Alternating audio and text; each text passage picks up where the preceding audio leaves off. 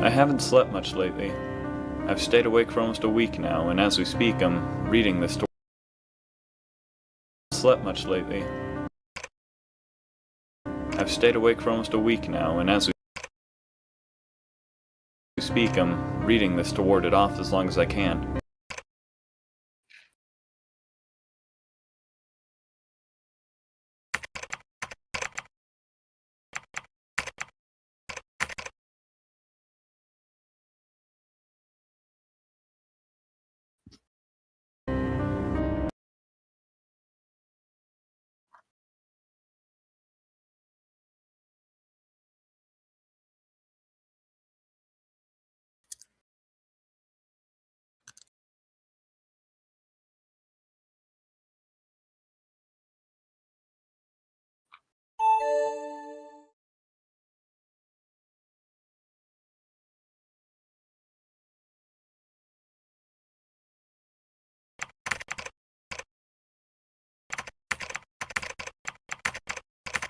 Pois é.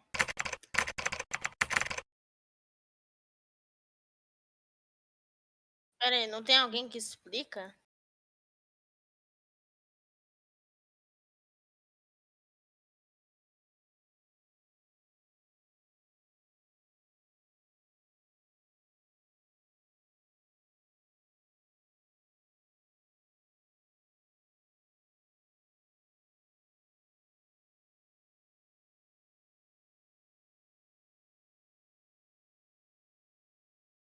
Energy drinks and caffeine can only do so much before I drift off and...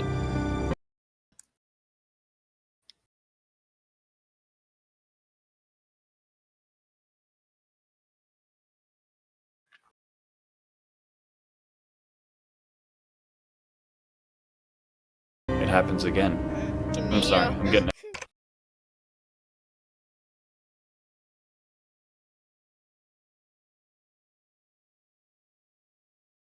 ahead of myself. I'm just not sure where to start. Tipo, eu brisando nas ideias com o teleporte. Suppose the beginning will do. I live in Clarence, Iowa. It's a real small town with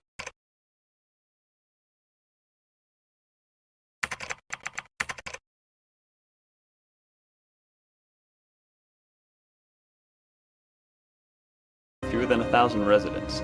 O horror dos mímicos em Vita Carnes. O horror dos mímicos em Vita Carnes. Olha ali.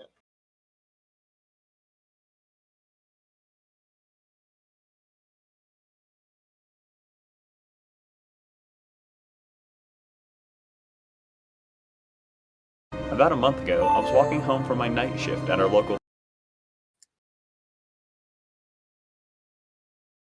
fast food joint.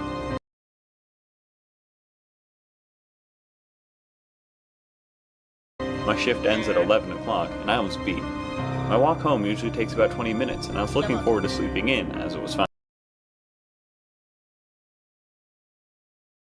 finally the weekend. Usually, my walks are uneventful, and I rarely even see a car pass by at this time of night, let alone another person walking. Tonight was different, though.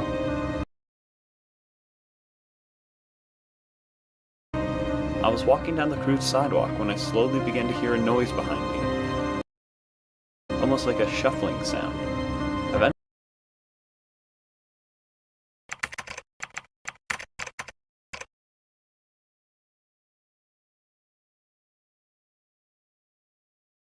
Eventually, I can make out individual footsteps, distant at first, but slowly growing closer and faster. Soon I was sure that someone was following me. The light from the streetlights eventually cast their shadow in front of me so that I can make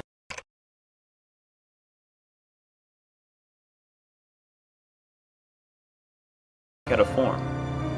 It looked wrong. The way it seemed to walk made me feel a chill run down my spine.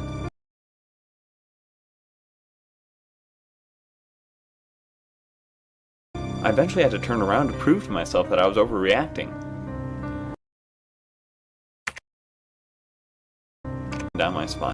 I eventually had to turn around to prove to myself that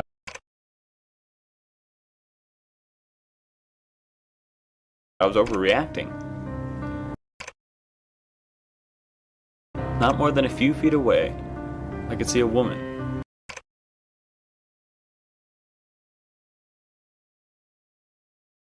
In tattered white scrubs.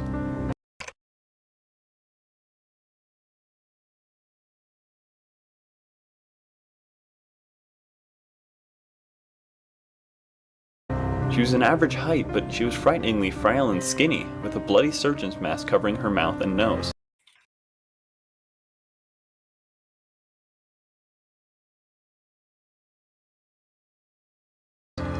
Her gray hair was thin and wispy, and she wore no shoes or socks.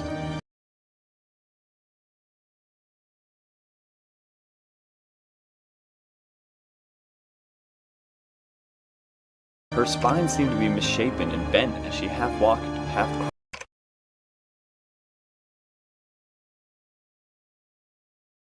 crawled towards me in a way that looked as if she had impacted pavement after being thrown from a building.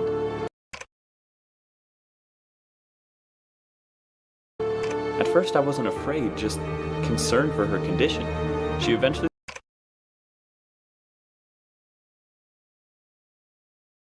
stood before me with her legs and ankles twisted at impossible angles just to maintain balance. I was about to ask her if she was okay when she suddenly cut me off.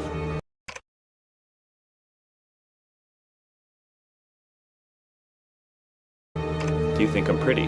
she asked.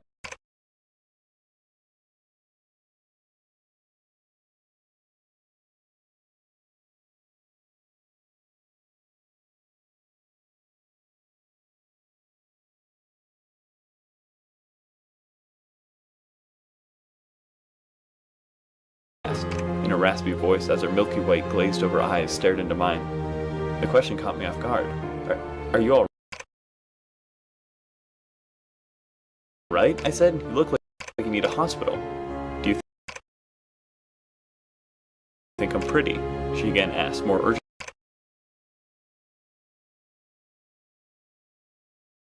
this time. Listen, you look like you could really use some help." She cut me off again.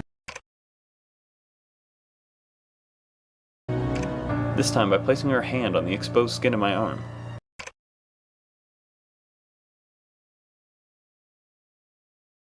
I felt my blood run cold and an instant wave of queasiness took over.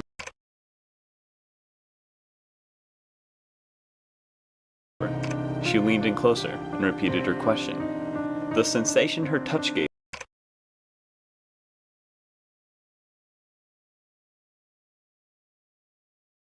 me was that of utmost despair and sorrow, a feeling of complete hopelessness that I somehow knew I would never be able to shake.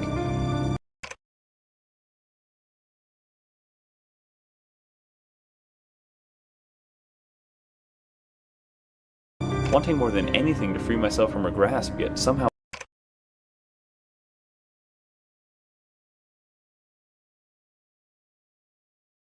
unable to move, I stuttered, I think so, yes.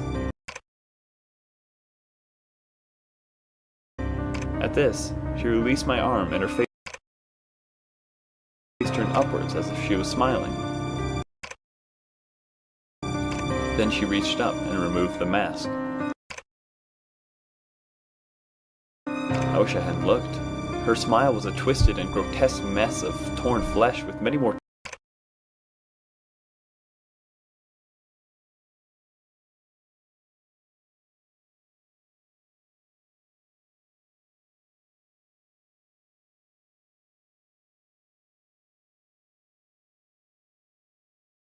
teeth than would allow for any human to actually close their mouth.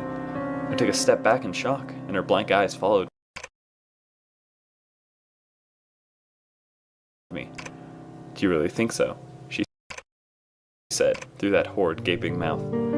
"Yes, of course," I managed to choke out as I began to back up.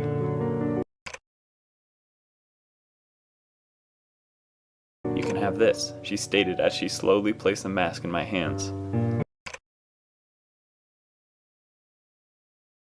Then, I was home. I didn't understand how I got there, or if any of what I had just witnessed had actually happened.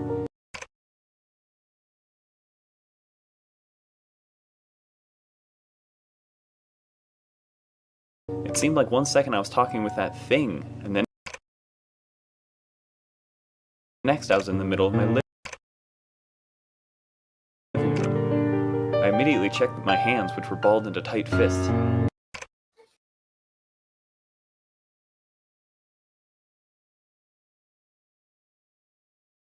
Thankfully, there was nothing in them. It was still dark outside, and after checking my watch, I felt sick. It was 3 o'clock in the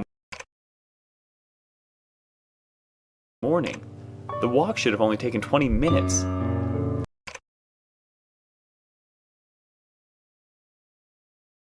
I thought I was going insane or something. I tried to reassure myself, saying that none of it must have really happened as I didn't have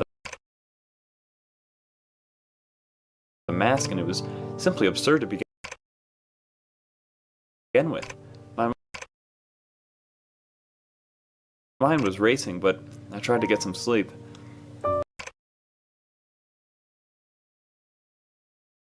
I figured it would be no use. I couldn't get that horribly mangled smile out of my head, and it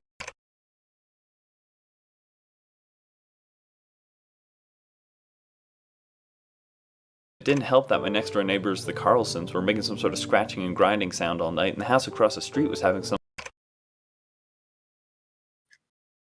kind of party with a thumping bass that I was sure would last till the next day. That being said, however, after laying my head on the pillow, I felt my limbs grow heavy, and I immediately fell asleep. The next week passed by without anything out of the ordinary, and at times I even forgot about that smile. For a little bit. Sleep came surprisingly well every single night, despite my occasional paranoia before reaching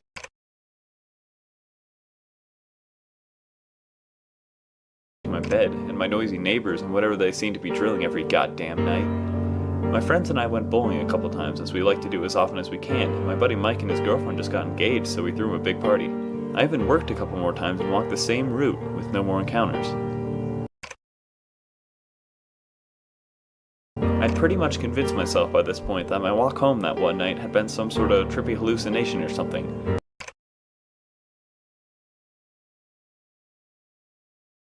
I didn't really care what I told myself, as long as I was convinced it wasn't real. That's when it started happening. My teeth began to fall out. All of them. I'm 27, and I've had a history of bad teeth, a few cavities and all.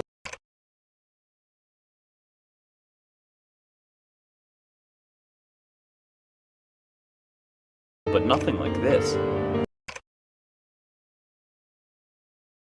I was at the engagement party, eating a bowl of chips, when one of my teeth splintered, and then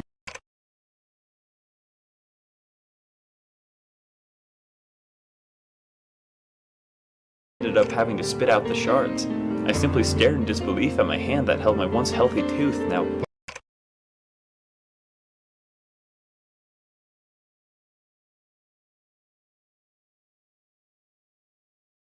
blackened and rotted.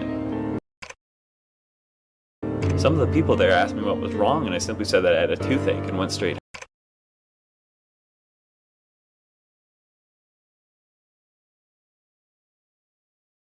home. I spent the next several hours looking at my teeth in the mirror. None of my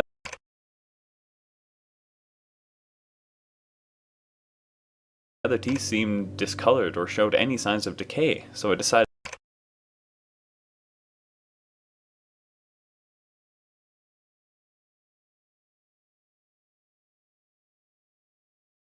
to visit my dentist the next day and called a night. I went to my room and laid on my bed to get some sleep.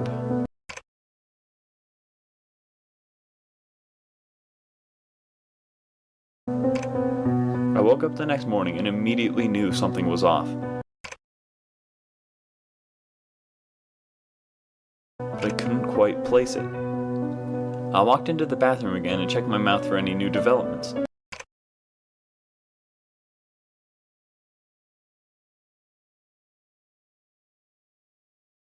All my teeth were fine. All of them. The tooth I had lost previously seemed very much intact and healthier than ever.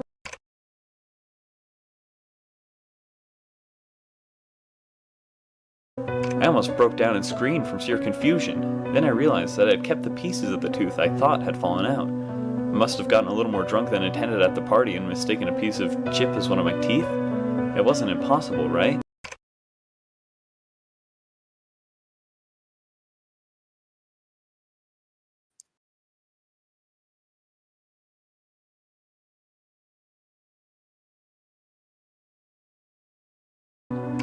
I just wanted to make sense of it all.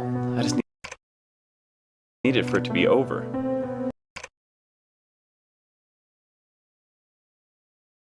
I checked the drawer in which I thought I had put my tooth. There was nothing. I sighed a big sigh of relief and began to close the drawer. As I did so, however, something glinted near the back.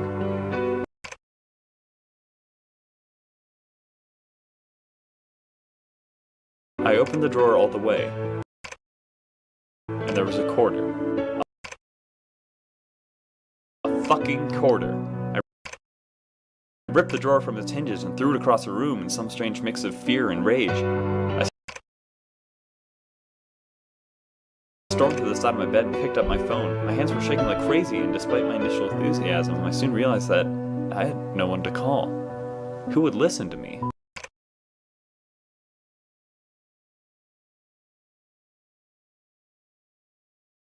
What would I tell them? It was all too much.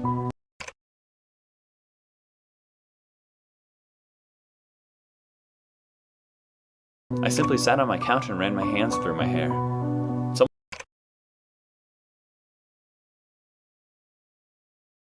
Someone had been in my room. They had replaced a tooth in my mouth. Someone else's tooth was in my fucking mouth.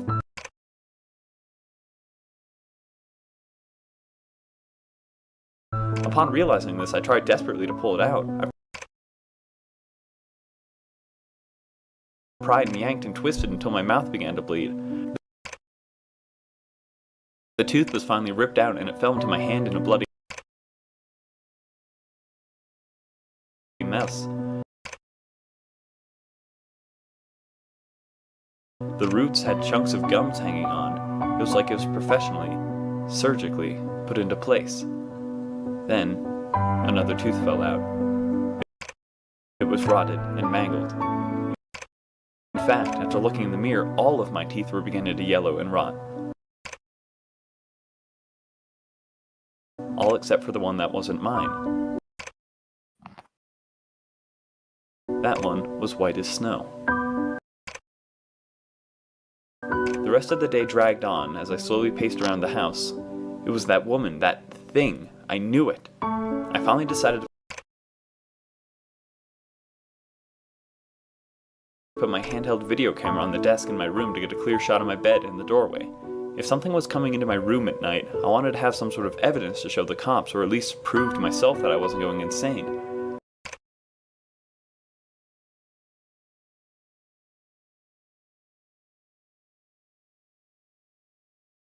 There was no way in hell I was going to sleep though. No way I would let that thing near me. As the sun dipped below the horizon and the drilling from my neighbors started up again, I made sure all my doors and windows were locked, then crawled into bed, determined to stay awake. It was about 10 o'clock. I lay my head on the pillow, watching the doorway. The sound of the night surrounded me as my clock ticked, ever so slowly.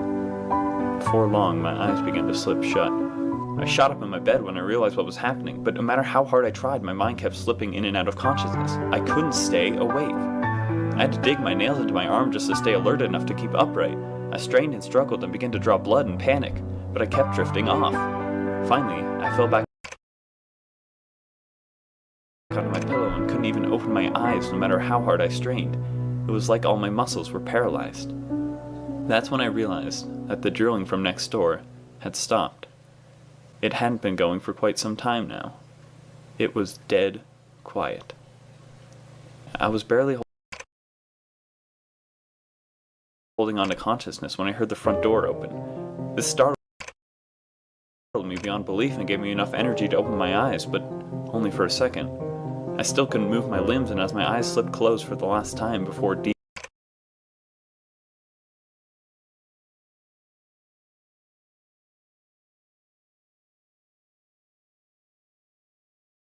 sleep finally took over, I could hear feet shuffling, and I could imagine that thing scampering through my house towards my room. I heard it reach the side of my bed as its ankles and legs popped and bent in unnatural ways. I could feel its blank eyes on me, and I knew that it was smiling. Pretty was the last thing I heard before I was out.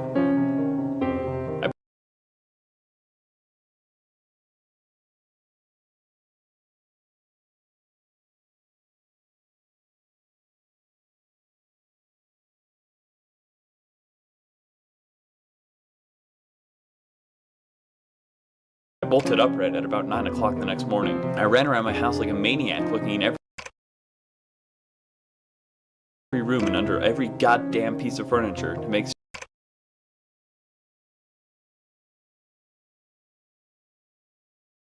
sure that thing was gone. There was no sign of it. No sign that it had ever been there at all.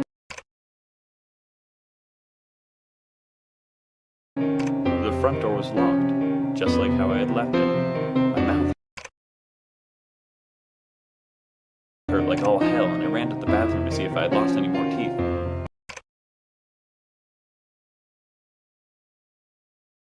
It was far worse than I could have imagined.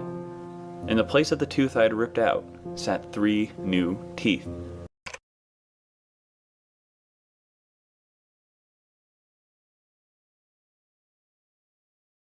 And it was the same for the one that rotted and fell out. All the new teeth were overlapping to fit in my mouth, and they had crowded out the rest of my teeth, making them interlace and protrude out at strange angles. The new teeth looked healthy, though. My own teeth were decaying more than ever. Sure enough, in the places where I had set down the tooth I ripped out and the decayed one, 2 shiny quarters now glared at me. That's when I remembered the camera I had set up. I went into my room, and sure enough, it was still there, though the recording light was off. It must have run out of tape, I thought.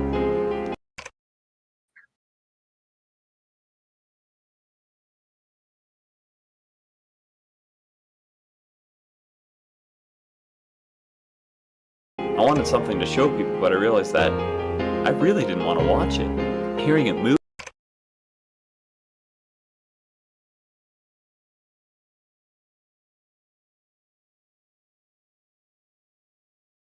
was horrifying enough, and I didn't want to watch it enter my room and stare at me as I slept. I decided to tough it out, however. I needed evidence. I picked up the camera and it was already set to play mode. I smacked myself in the face. How could I have been so stupid? It hadn't been recording that whole time? I actually felt quite relieved, but wait, no. I clearly remembered pressing record, and I remembered how the red light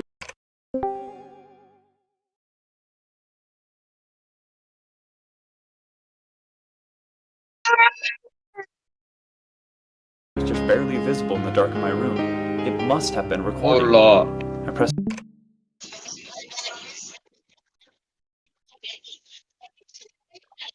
play. The tape started up from the beginning. That's odd, I thought. Didn't you normally have to rewind it first? I watched myself standing in my room setting up the camera. I saw myself give a little smile. My teeth were all normal, except for the missing one. Then I turned the camera to night vision mode, flipped off the lights, and crawled into bed. I fast forward a little bit before I saw myself begin to tear my arms and then slump into bed.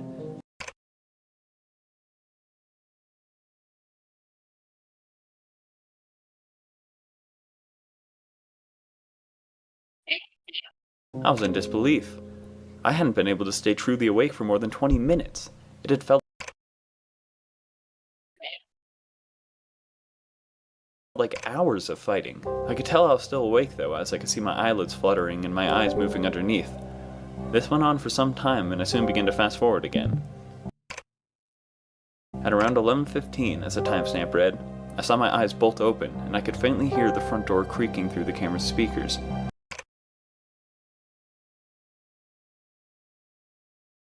I watched my eyes quickly close again, and it looked like I was in pain, trying everything to escape what was coming, but unable to move. Holding the camera, I suddenly realized what was about to happen, and I didn't want to watch. I never wanted to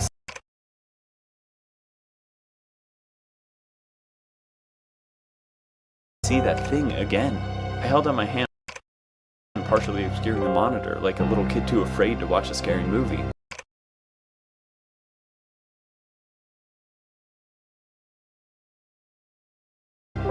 I knew it was about to come through my doorway, and I just needed to see enough to know that I actually had some evidence.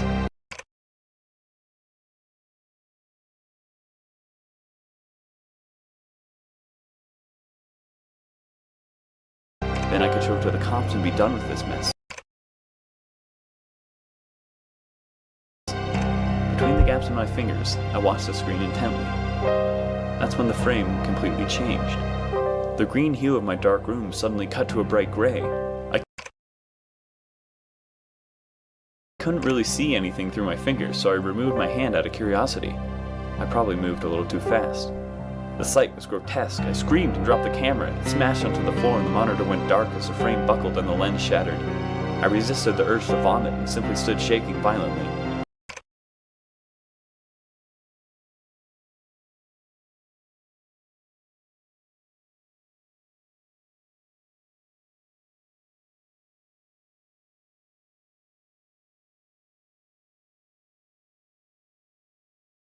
That thing had wanted me to watch the tape. It had taped over parts of the footage. I'd only seen a few frames, but it was enough. It showed a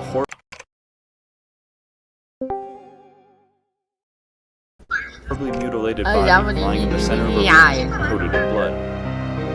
I couldn't tell what gender it was, as the frame only showed from his shoulders up, and his face was too cut up to really even tell that it was a person at all.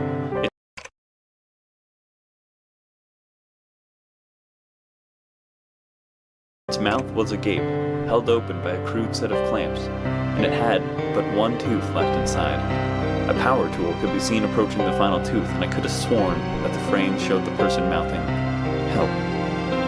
I ran my tongue over the new teeth in my mouth and lost it completely. I vomited until there was nothing left, and then vomited some more. Then I spat out a rotted tooth. Then another. I ran to my room and picked up my phone. I was calling the police. I didn't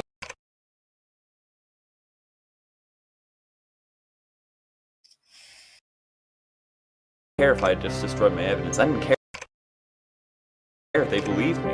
I just needed to hear someone's voice. I picked up my phone when something about my pillow caught my eye.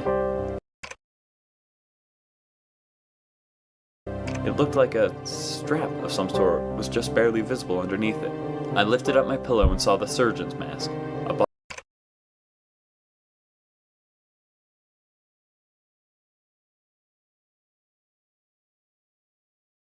bottle of chloroform drenching the bedsheet, and a pile of 25 bloody, yet perfectly white teeth.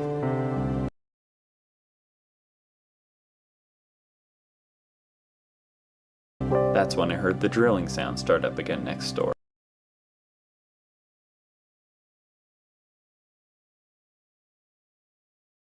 I could have sworn I heard a voice whispering, "Soon you'll be pretty, like me."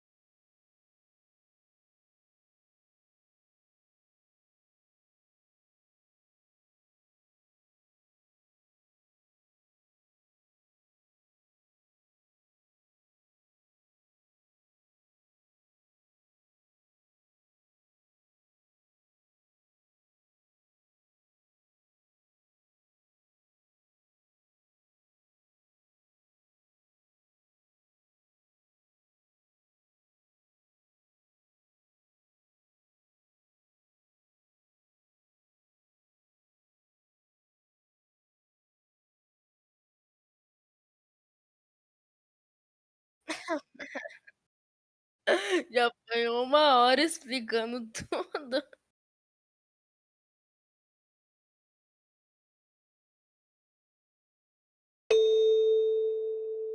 Olha, se eu fosse você, eu vi uns melhor aí, tá ligado? Uns mais em alta.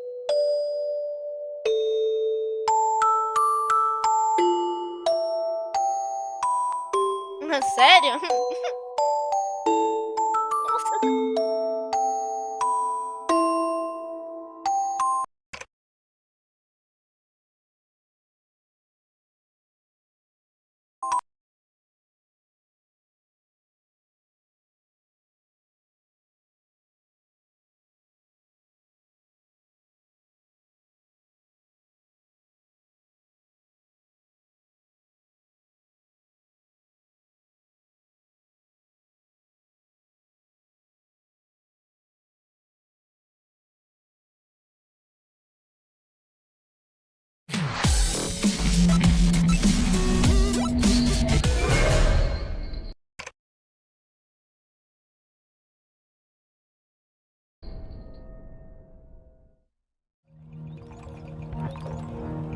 The haze encompassing the mountain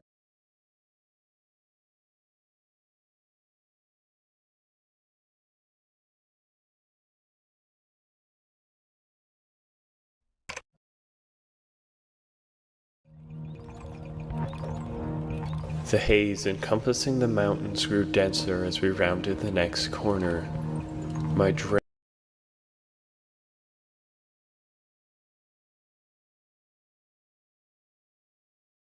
grew with every step on the uneven, muddy ground. My heart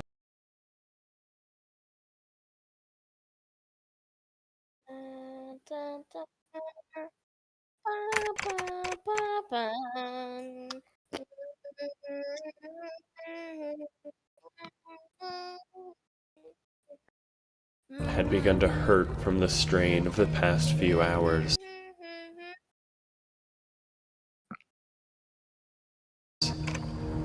My 3 friends and I had snuck off to an old abandoned ghost town just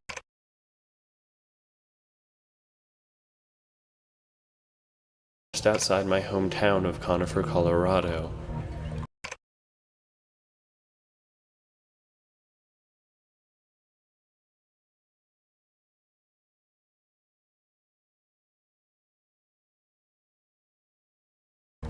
It was a short break during the first semester of my senior year of high school, and we were just planning on checking the place out because we were genuinely curious.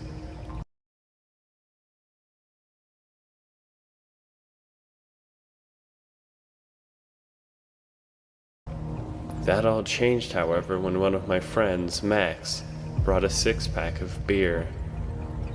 He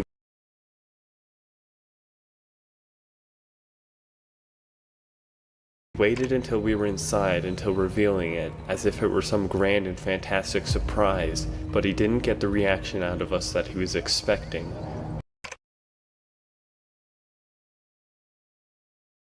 "What the fuck, man?" I shrieked, immediately getting him to shove the case back into his backpack. "You've got to be kidding me," I cried. "What the hell were you thinking?"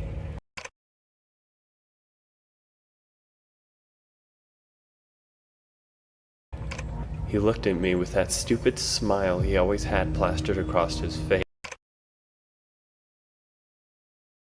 It slowly faded, however, as he saw how genuinely concerned the rest of us were.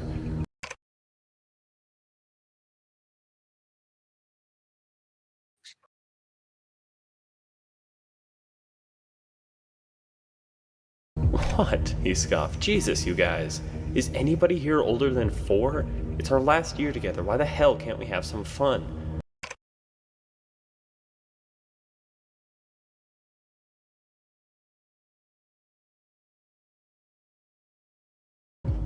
I frantically hushed him to a whisper, glancing around nervously.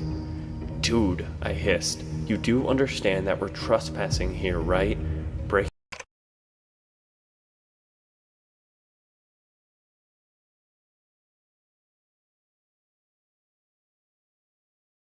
and entering is bad enough, but I figured we could maybe get away with feigning ignorance and avoid that charge if we get caught. But what the hell do you think they'll do if they catch us with that? Jesus Christ."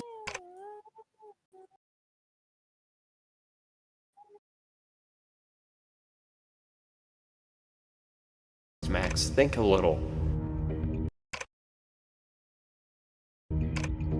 His face showed some regret for a second or two before he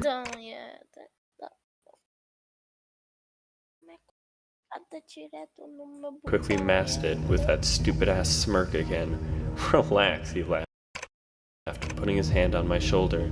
"We're not going to get caught. Come on. Who the hell even patrols a place like this?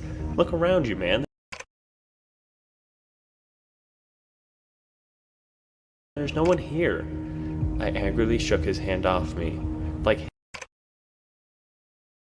hell they don't," I cried, my voice a harsh whisper.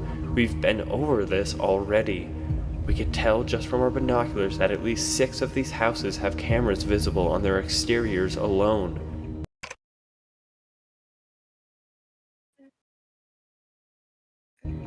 He scoffed again. "And who the hell is actually gonna watch that footage, huh?" "Jesus," he laughed. "Lighten up a little, man." I glared at him, about ready to snap his neck when Penny suddenly spoke up. "Max, how about you shut the hell up for 1 second and stop trying to cover for your stupid-ass mistakes?"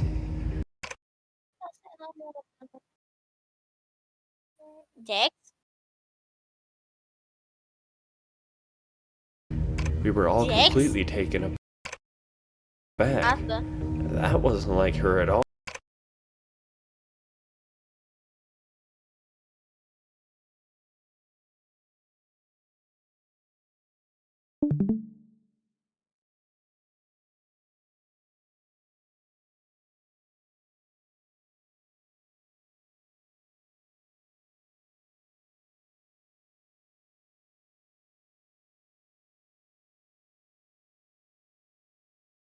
She was usually the quiet one, certainly never one to engage in conflicts.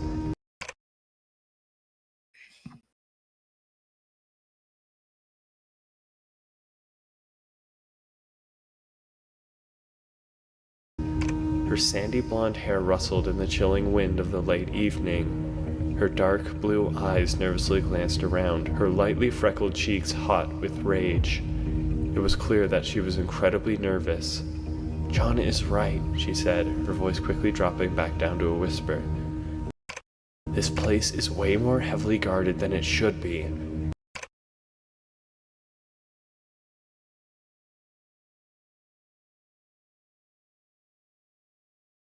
Even with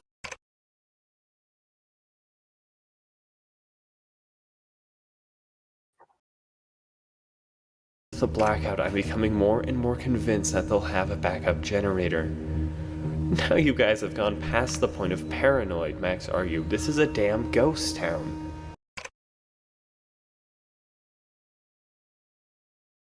You think they installed a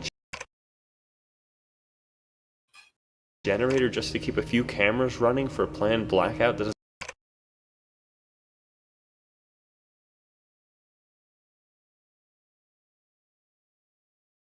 gonna last less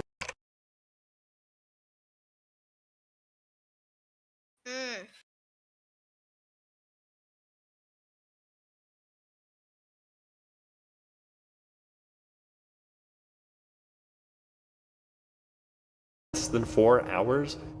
Look at those cameras, Penny.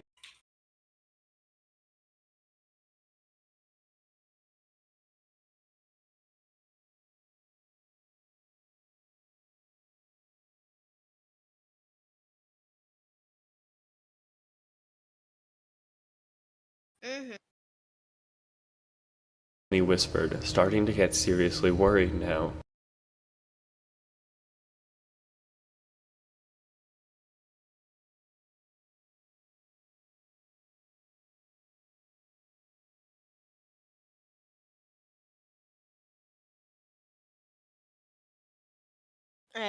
I see them.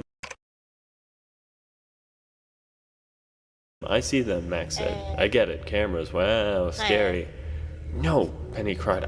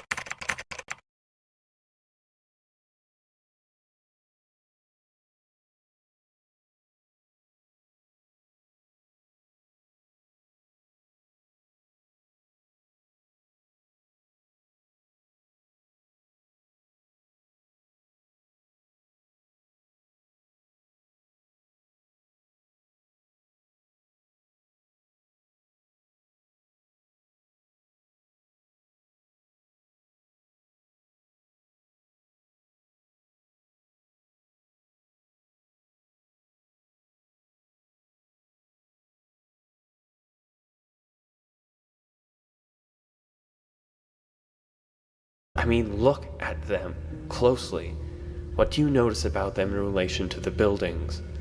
She handed him the Mano, já binoculars. sei. Tu pega assim, ó, tipo, vê o vídeo inteiro e depois resume.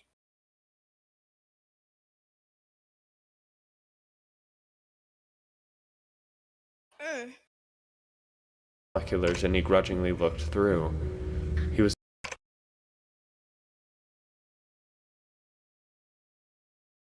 the biggest out of all of us, more from muscle than fat. His hands were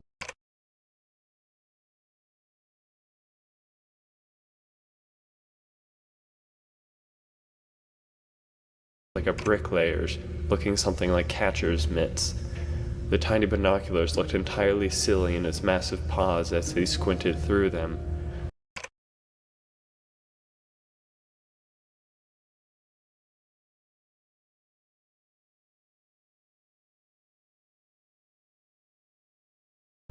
As he lowered the tiny device, rubbing his buzz-cut black hair in impatience, he sighed heavily.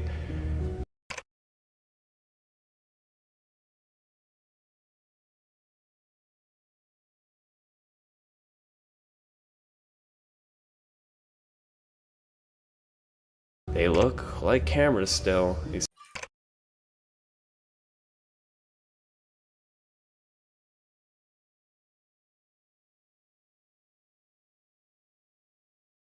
said. Wise ass, Penny growled. They look new and clean. Cleaner than they should be. Someone is performing regular maintenance on them.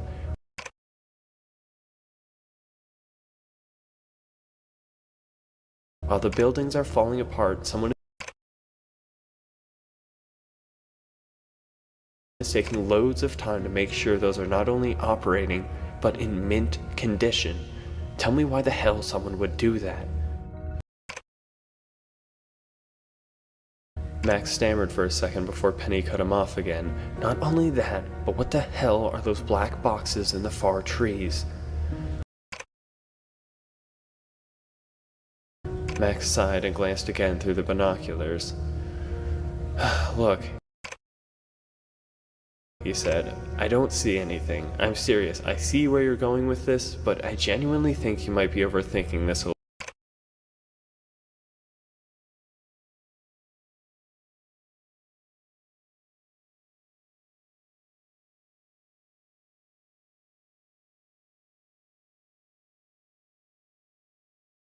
Too much. No, Penny whispered harshly. John, look, I swear to God there are some sort of large black rectangles hidden in the far trees.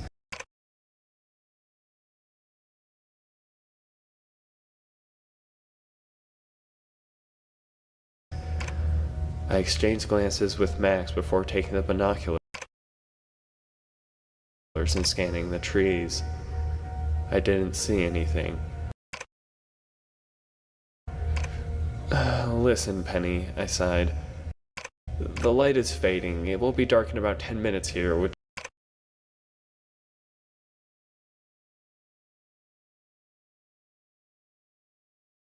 may be why I can't see anything, and I honestly hate to do this, but I'm gonna have to agree with Max on this one.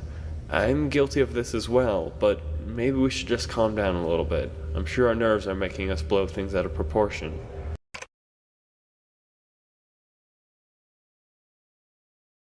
Okay? She looked betrayed, casting her deep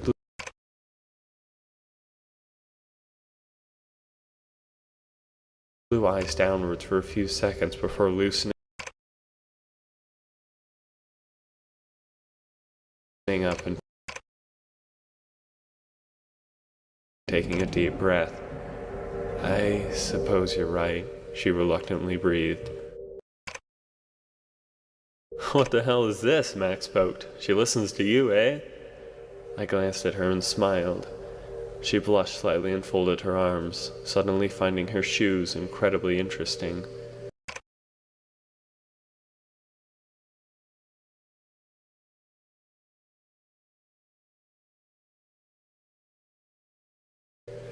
All right, lovebirds, Sarah jeered.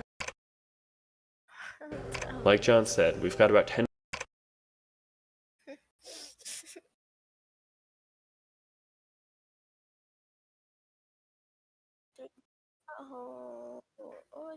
She blushed slightly and folded her arms, suddenly finding her shoes incredibly interesting.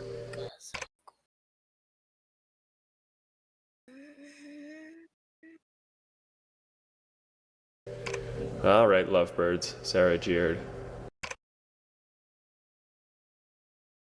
Like John said, we've got about 10 minutes until total dark.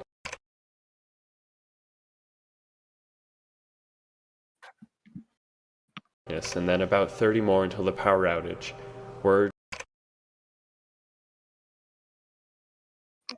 just outside the center of town, and so far we haven't been spotted as far as we know.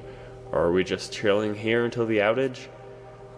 Sarah was a lot like Penny in the sense that she was fairly quiet, but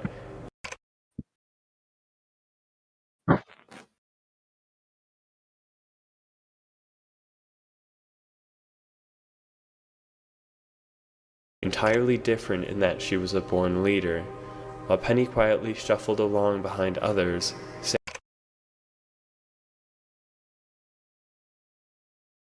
was the one you could count on to make a tough decision when it came to it.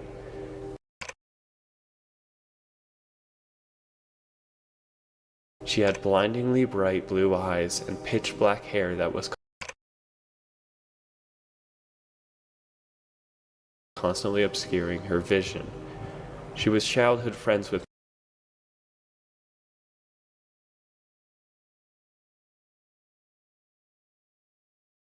Max. The two had known each other since preschool or something, and acted more like siblings than friends. I nodded at her. "Remember," I said quietly, "we only use flashlights if absolutely necessary."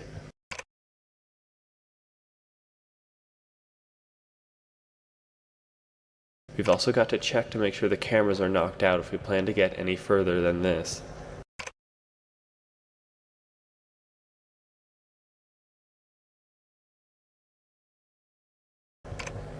We all glanced out the shattered windows of the old house we were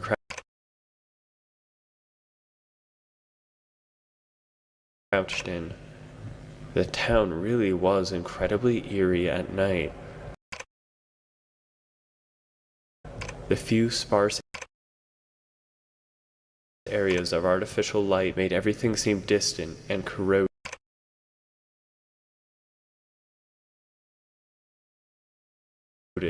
as if it was being consumed by the approaching darkness.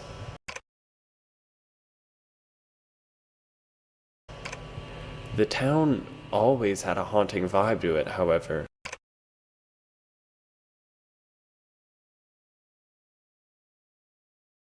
Even in the daytime, the very premise of it seemed off.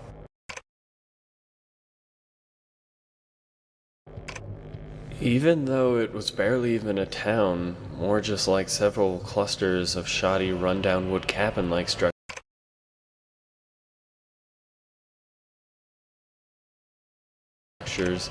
it was clear that quite a few people lived there at one point.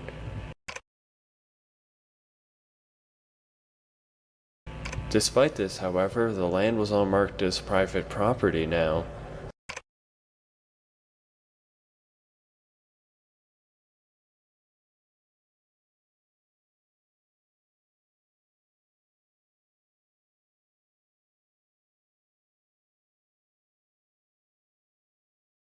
Confirmed rumors said that the town was evacuated a long time back, but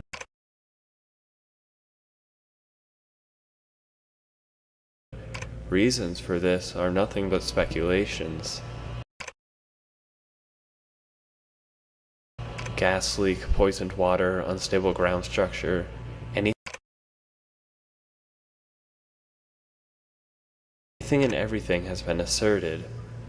Whatever the case, however, it appeared as though someone was able to buy up the entirety of the land and prevent any development from taking place through the passing years. What resulted was a ghastly sight, fragmented structures fading into oblivion as the area was reclaimed by the surrounding forest. It sat at the base of a tall hill, what I assumed to be more forest on the other side. Naturally, various haunting rumors had risen about the place, and being fascinated with ghost stories, I couldn't resist getting a group together to check it out. I had just moved to Colorado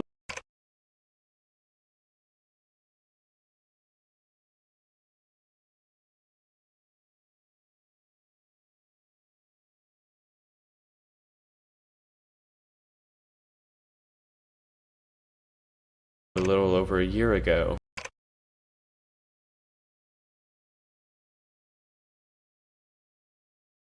And despite many people's warnings about friends of theirs getting arrested at the site,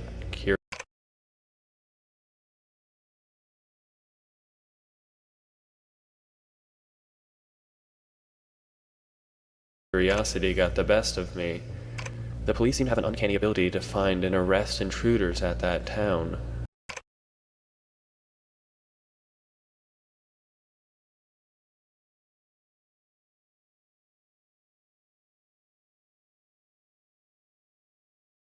They always said. I took this as a challenge, although I'm not usually one to do anything daring. I figured if anyone could, me and my friends would be able to check out the place to our heart's content. When I heard about a scheduled blackout that had arisen from problems at a nearby power plant, the opportunity was just too good to pass up. I begged and pleaded and finally got everyone to come along.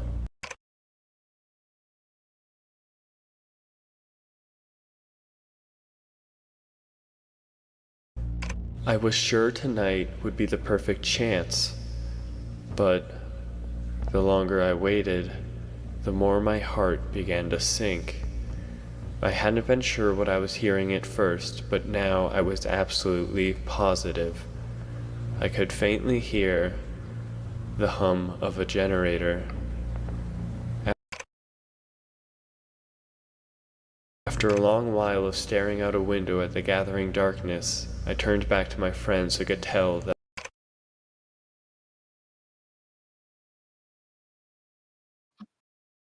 that they could hear it too. Shit, I cursed under my breath. Not only do they have a generator, but they already have it on.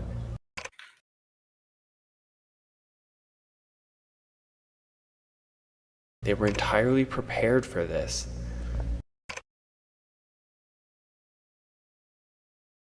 Max cursed too, louder. Who the hell is they? Who honestly gives a shit about this place? So, are we bailing? Sarah asked. I sighed. Well, it seems a shame to go home after all this. Not just a shame, Max broke in. This is bullshit. I sure as hell ain't going home. I honestly think we should leave, Penny quietly interjected. Her dark eyes filled with worry. Something still feels off about this. Well, everything we've seen so far has basically told us to fuck off. I laughed. No, she stammered. Well, I mean, yes, but it's more than that.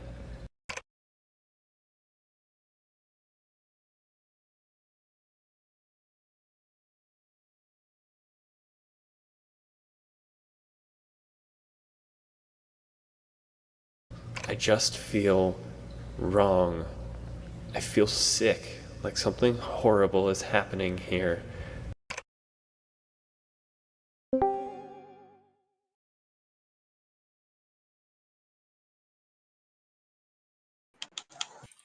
Oh, Jesus Christ, Max scoffed. You've got to be kidding me. Drama much?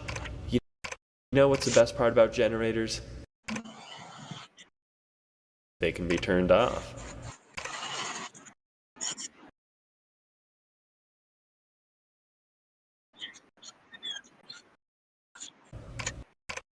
I looked at him incredulously.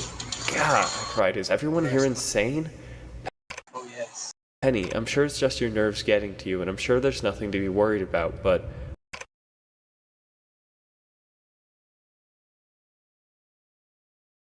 I also don't agree with you, Max. That's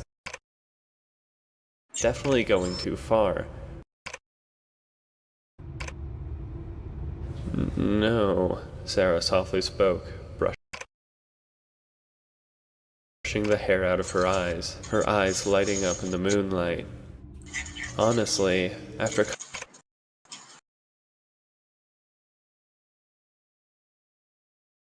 coming all the way here and after this anticipation and excitement,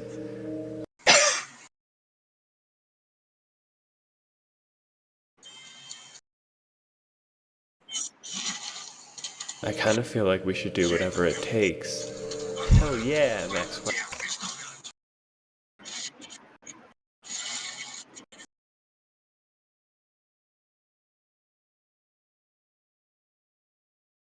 Quietly cheered, offering a fist bump to Sarah, which she refused. I'm not agreeing with you, dipshit, she grumbled. I'm just not backing out.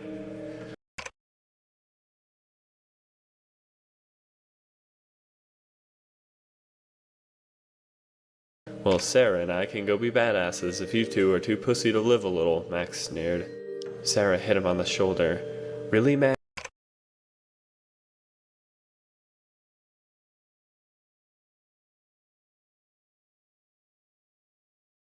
Max, she hissed. Going for the peer pressure thing? What are you, a kindergartner? She brushed the black hair out of her eyes and turned to look at me and Penny. Really, she said, with a softer tone. We will do this with or without you, but I honestly think you guys should come. It will be a lot of fun. I guess you're right, I said, suddenly finding myself backing down on my own trip. I'm sorry for getting discouraged so easily. This was my idea, after all. I paused for a second before continuing. Me and Penny are in as well. I glanced at her and gave a grinning nod. She had always had a crush on me since I moved in. It was painfully obvious at times. I was never much good at stuff like that, though, so I always pretended not to notice or just deflected it with humor. I felt terrible and a little sick using it against her now, but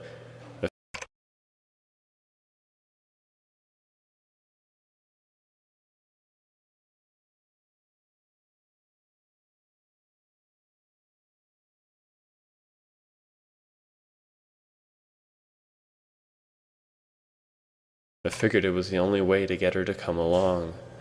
She blushed, her blue eyes darting away from my gaze, looking out the window. Her hands fiddled nervously with a ring on her finger as she thought, clearly fighting every instinct she had as she quietly shook her head. Yes. The following silence was so painful that I actually wished the generator was louder. I looked at Max or Sarah for support, but they just kinda gave me half-assed looks of, I don't know. Finally, I glanced at my watch and sprung to my feet in an attempt to dissolve the terrible silence. All right, I whispered. We've got less than 10 minutes until the blackout. What's the plan, Max? He stood up along with Penny and Sarah and turned to face all of us. All right, he said. So I don't know about you guys, but I haven't seen the lights flicker at all this whole time.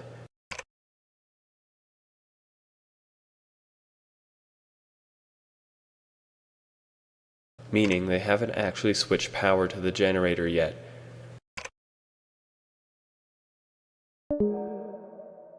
They're most likely trying to stay on the main power for as long as possible, so it can be assumed that there will be a minuscule time from when the power shuts off to when the generator begins powering the lights, during which any cameras will be inactive. Since the blackout is set for a specific time, we can predict it perfectly. We looked at each other. If it's just a portable generator for tonight like we're assuming, Max continued, there shouldn't be any cameras stationed around it, but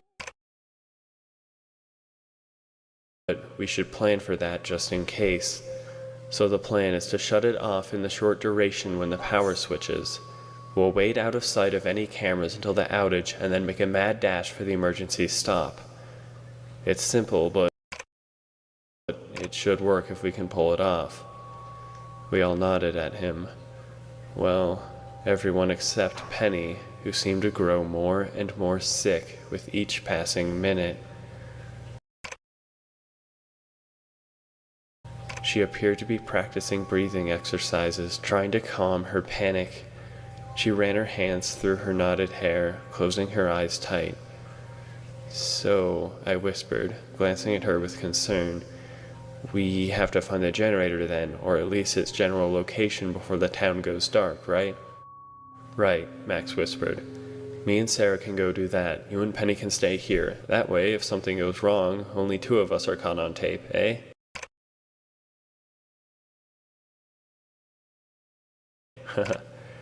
I chuckled and nodded, just catching Penny's gaze as it darted away.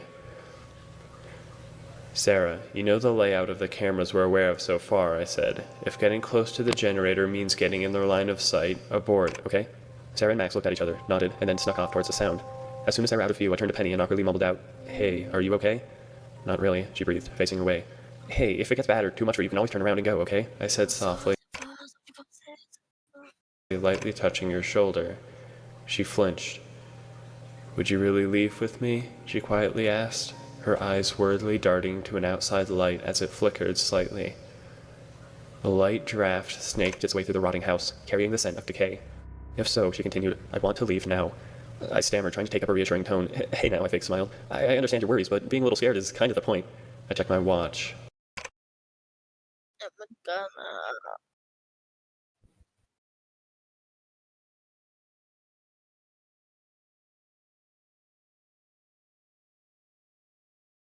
5 minutes until the blackout. Of course I'll go with you, I continued, laughing. It's not like I'd let you walk all the way back alone. I'm not a monster.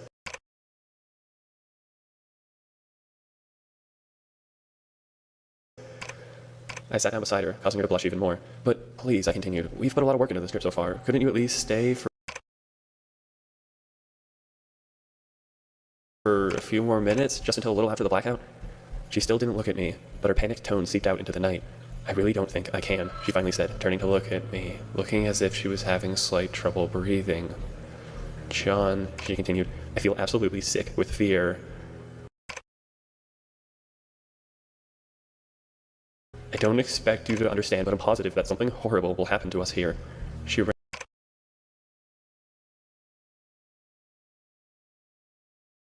ran her hand through her hair, glancing out the window, trying to take deep breaths, but finding herself unable.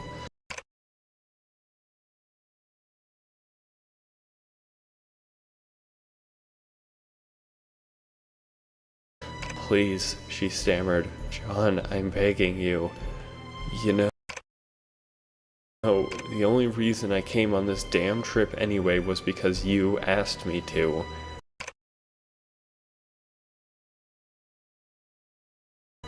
Oh, come on, I laughed. Sarah asked you long before I did.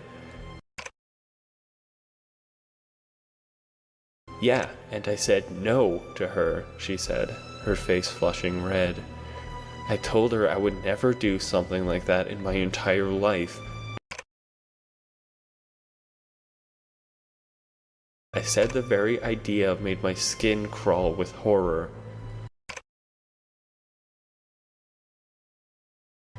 She paused for a minute before speaking. But then you asked me. That shut me up. I looked at her in the dim light, her cheeks bright red, her face contorted in worried silence, arms folded across her chest as she stared at the ground. Come on, stand up, I said, offering her a hand and rising to my feet. I understand that you're scared, I continued as she just looked at me. And I'm not trying to belittle your feelings, but I guarantee you everything will be fine. You'll look back on this and wonder what you were so worried about. She shook her head. I know I'm being lame, she said. I really do hate to take the role of the worrier in the group. I hate for my only purpose to be to express my fears, but I've genuinely never felt so unnerved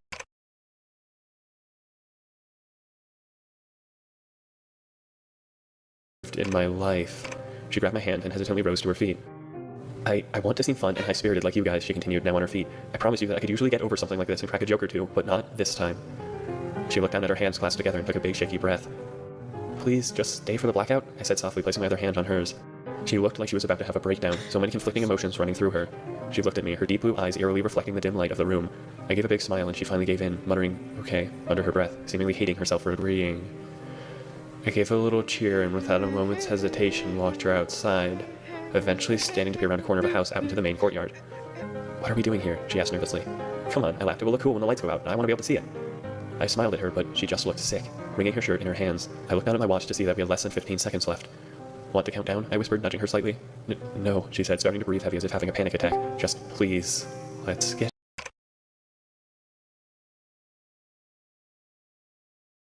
Pô, mas ele out não of para. here. Pera, quê? Hey. Ah. Ah, tá. Pensei que era o Spider, que seria... Não para de Hey, entrar. I said, lightly grabbing her shoulders. It'll be fun.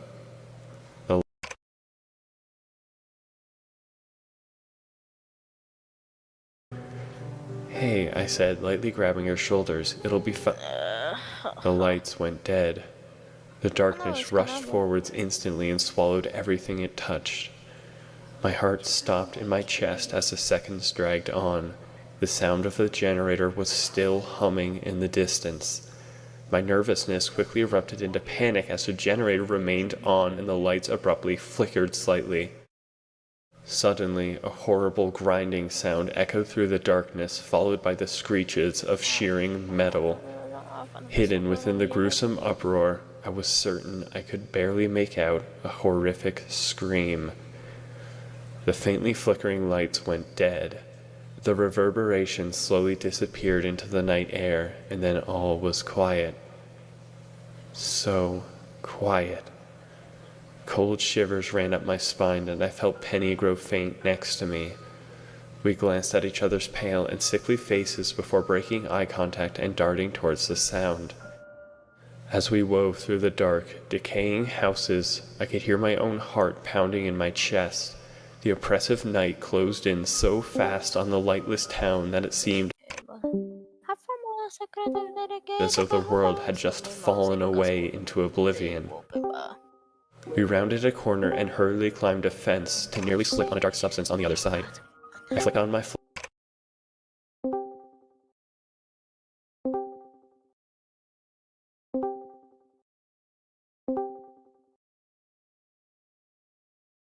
flashlight to see a gruesome scene. There, just in front of me, was Max, breathing heavy, staring straight ahead with unseeing eyes. A large piece of metal shrapnel crudely jutted out from where his left eye should have been.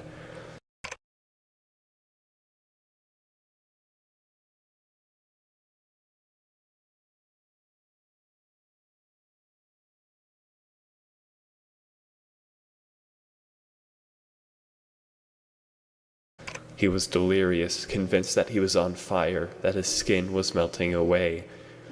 "My fingers," he whispered. "Please go find them. They're crawling away." I scrambled to his other side and nearly fainted at the sight. His right hand was cleaved down to a stump, infinitely more shrapnel pieces jutting out of his splintered arm, his bones laying like wood shavings around him. "What happened?" I cried, looking at Sarah, whose right leg appeared to be shattered in several places. Shrapnel of Max's bones jutting out of her shoulder. A deep gash flowed blood down her face. Her usually bright eyes were dim and gray. She breathed, fighting to maintain consciousness. We panicked. When the lights went out and we ran around the corner to turn off the generator, we didn't expect this.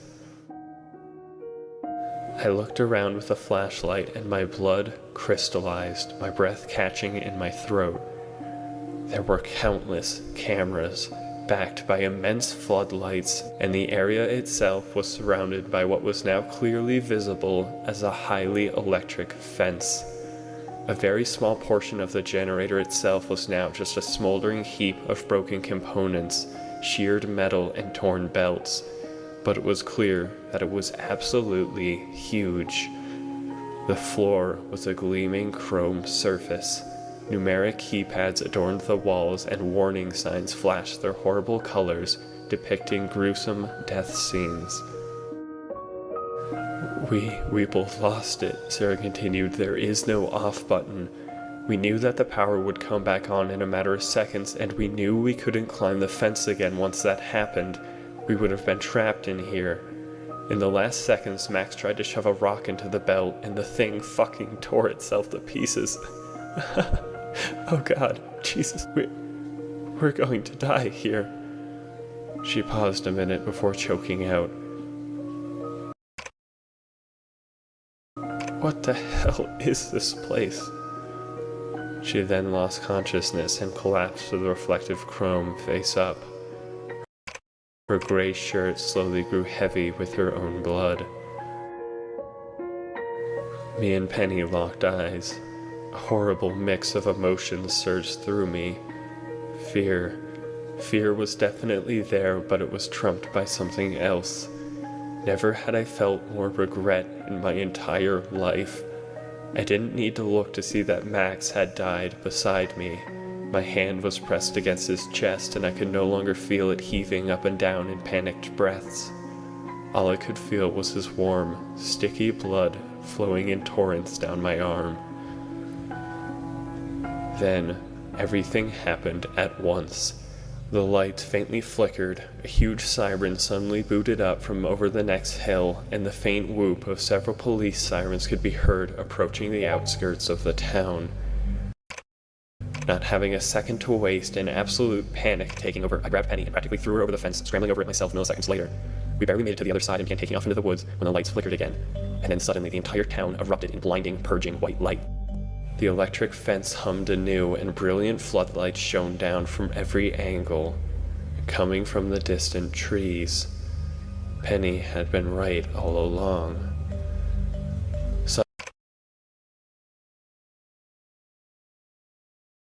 Suddenly, I threw myself and Penny to the ground. Several black police cars screeched to a halt by the generator, men jumping out and aiming rifles at my two friends. I had known all along that I had left Sarah behind. I knew she wasn't dead yet, but I had to make a choice.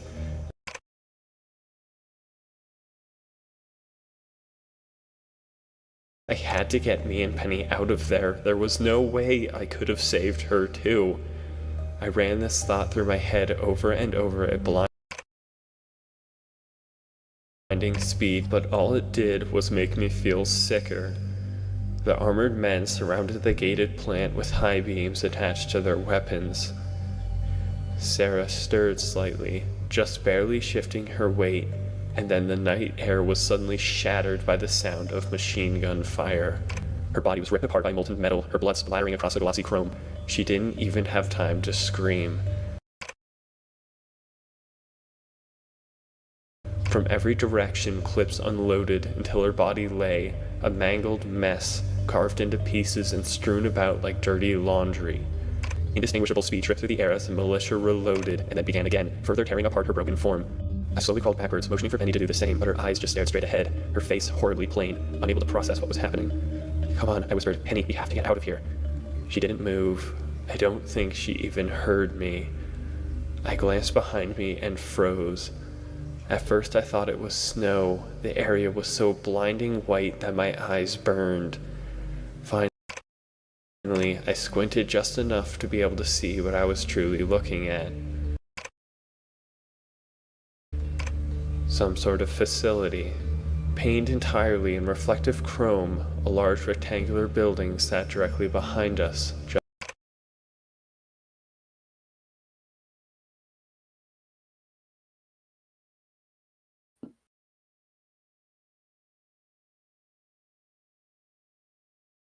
Just over the hill.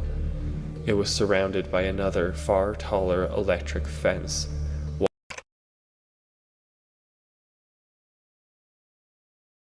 One I had nearly backed into. Sirens blared and yet more intense floodlights shone down from every angle around the facility. All I could do was watch on in horror as the armed men riddled Sarah's corpse with bullets again and again, finally sending someone to cautiously advance upon her body. I was sickened and utterly horrified. Why the hell did they shoot her so damn much? Surely they knew she was long dead after the first few bullets. And why only her? They left Max's corpse entirely alone.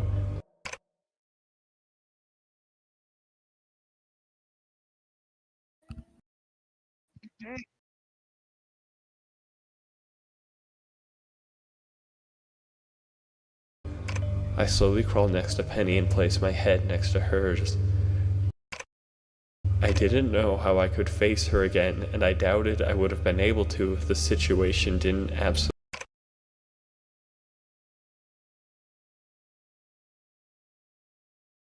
absolutely demand it. "Penny," I whispered, "how are you doing? I'm really sorry, but we have to go."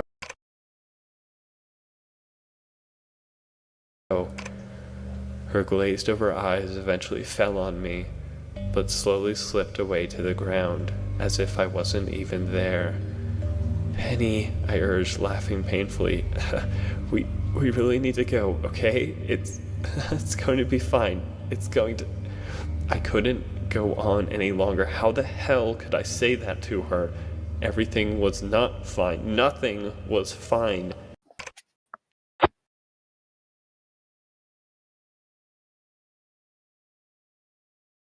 Not only had I killed Max and Sarah, but we were going to die too.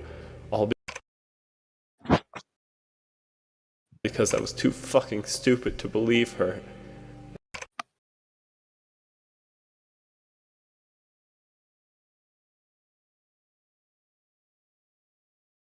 I sank my head to the ground, practically tearing out my hair in hopelessness.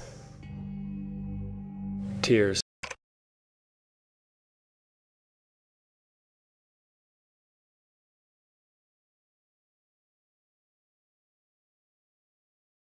streamed down my face as I watched one of the armed men shoot several bullets directly into Sarah's skull from point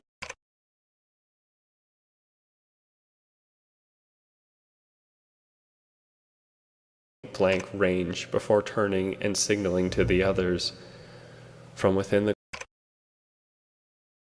cluster, a man in fire-retardant gear slowly stepped forwards, and without a moment's hesitation set Sarah's body ablaze with several jets from a horrific flamethrower.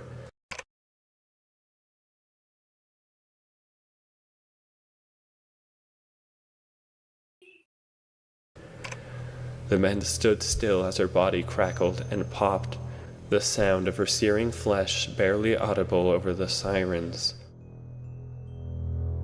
I grabbed Penny and slowly stood her up. "We have to go," I cried louder now. "Penny, I won't let you die too." Her face suddenly showed some refreshing signs of emotion as I hoisted her to her feet. First confusion, but that emotion quickly dissolved into agony. Her distant eyes welled up with tears, and a misplaced smile slowly broke out across her face. "That would be okay," she stated softly, her grip on me loosening. "No," I cried. "Penny, it's fine, don't say that. We'll get out of here. I promise I'll never doubt you again. Jesus Christ, Penny, I swear to God, I'll never do a damn thing ever again unless you okay it." As we disappeared into the surrounding hills, the sound of several helicopters could be heard approaching, their deep rumbles slicing into the night air, search beams painting the ground with blinding light.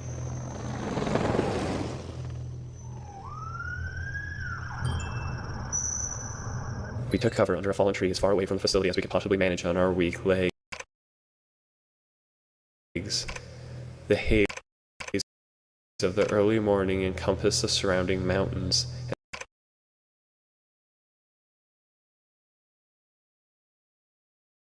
and the rhythmic chopping of helicopter blades could be heard both distant and far.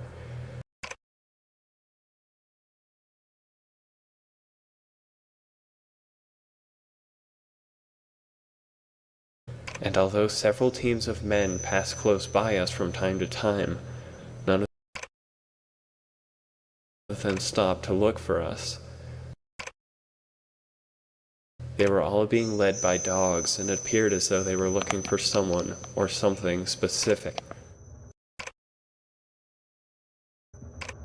The frigid morning air turned the dew into crystalline structures of jagged ice as me and Penny lay huddled, shivering under that rotten, decaying tree. No words were exchanged between us. Our minds were far too occupied with the horrors we had just witnessed to process any new information. And that's when it happened. Slowly stumbling into view was a form so familiar that I couldn't help but stare in horror. Sarah. I looked closer and squinted, absolute dread compressing my lungs, making it hard to breathe. There was no doubt.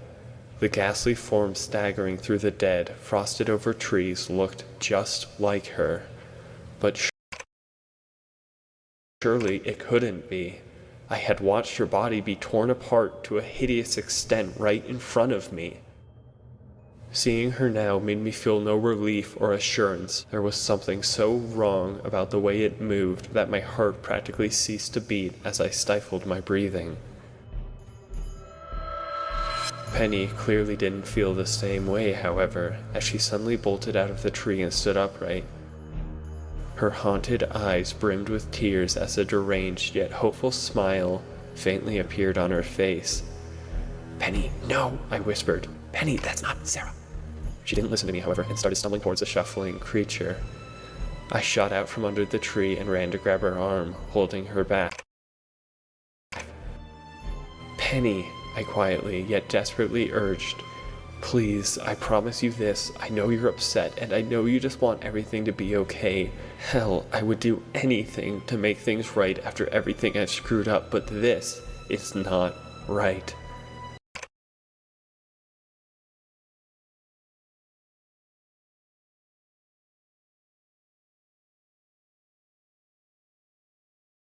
She tried to shake herself free, and her cold eyes glanced at me briefly.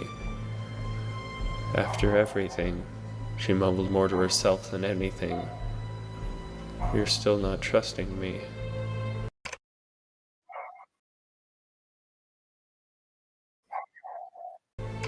My heart sank and my grip slipped, my hands falling uselessly to my sides. I still knew that approaching that thing was the last thing she should have done, but her words made me feel such despair that I couldn't do anything as she started walking forwards again, extending out her hand. I felt as if I had been shot. I knew this was my fault all along, but hearing Penny admit it to my face was more than I could take. The world seemed to move in slow motion as Penny approached the ghost, and I noticed something dreadful about it. Shielding its eyes with its hands, it was hunched over as it staggered forwards. And 4 horrific, barbed chain tentacles were splayed out from its arched back, ripping out of the fabric of its blood eyes with its hand, and I noticed something dreadful about it. Shielding its eyes with its hands, it was hunched over as it staggered forwards, and 4 horrific, barbed chain tentacles were splayed out from its arched back, ripping out of the fabric of its blood-stained gray t-shirt, dragging along the ground.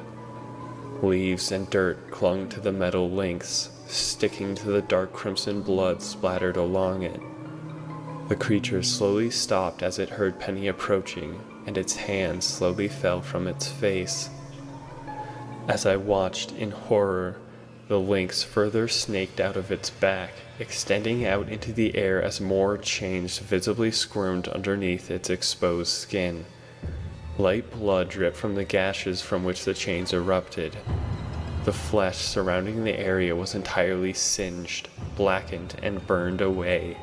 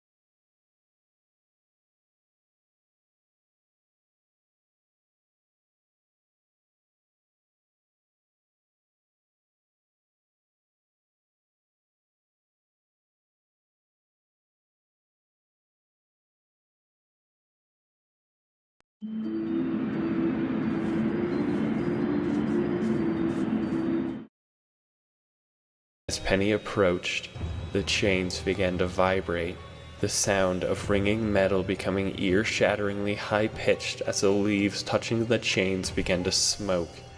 Finally finding the strength to move, I darted forwards towards Penny and reached for her arm, shouting, "Run!"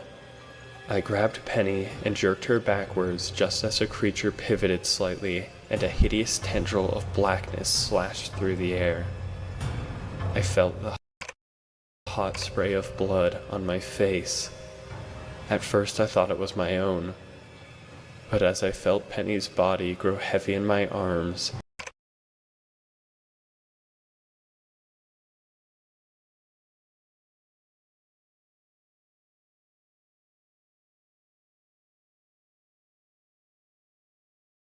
I opened my eyes slowly, somehow knowing the truth full well before I even saw the hideous sight.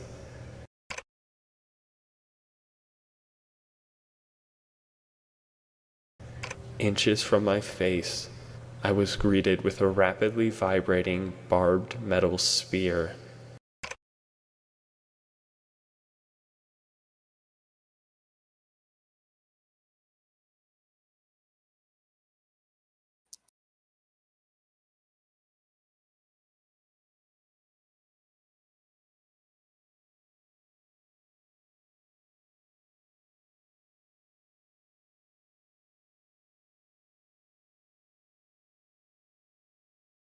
having been threaded through Penny's neck.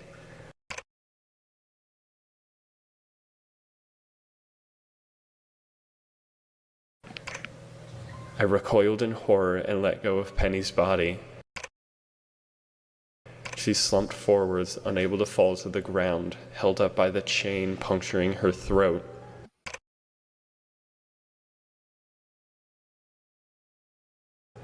As I watched, her neck stopped gushing blood as the wounds were cauterized.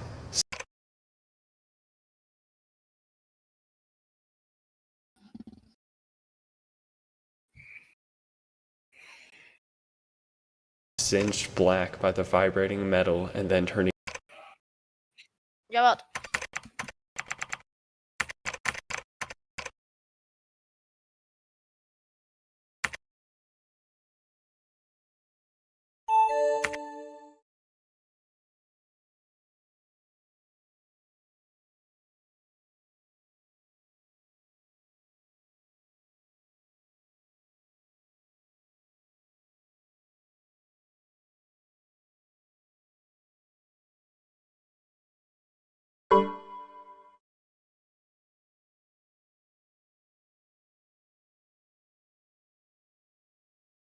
for a few more minutes, just until a little after the blackout. She still didn't look at me, but her panicked tone seeped out into the night.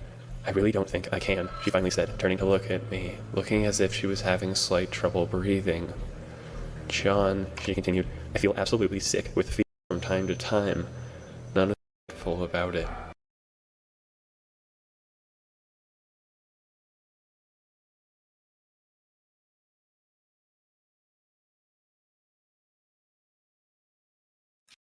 Botei. On the road, you see. Ai! Ai! Ai, que ódio, cara! O quê? Tudo bem, pelo menos. Ai, o meu microfone não tava pegando. Sério? Aham, mas pelo menos eu não precisava, né? Por causa que eu já vi o bagulho. Dead white, steaming in the cool air. Then, the creature slashed the chain downwards.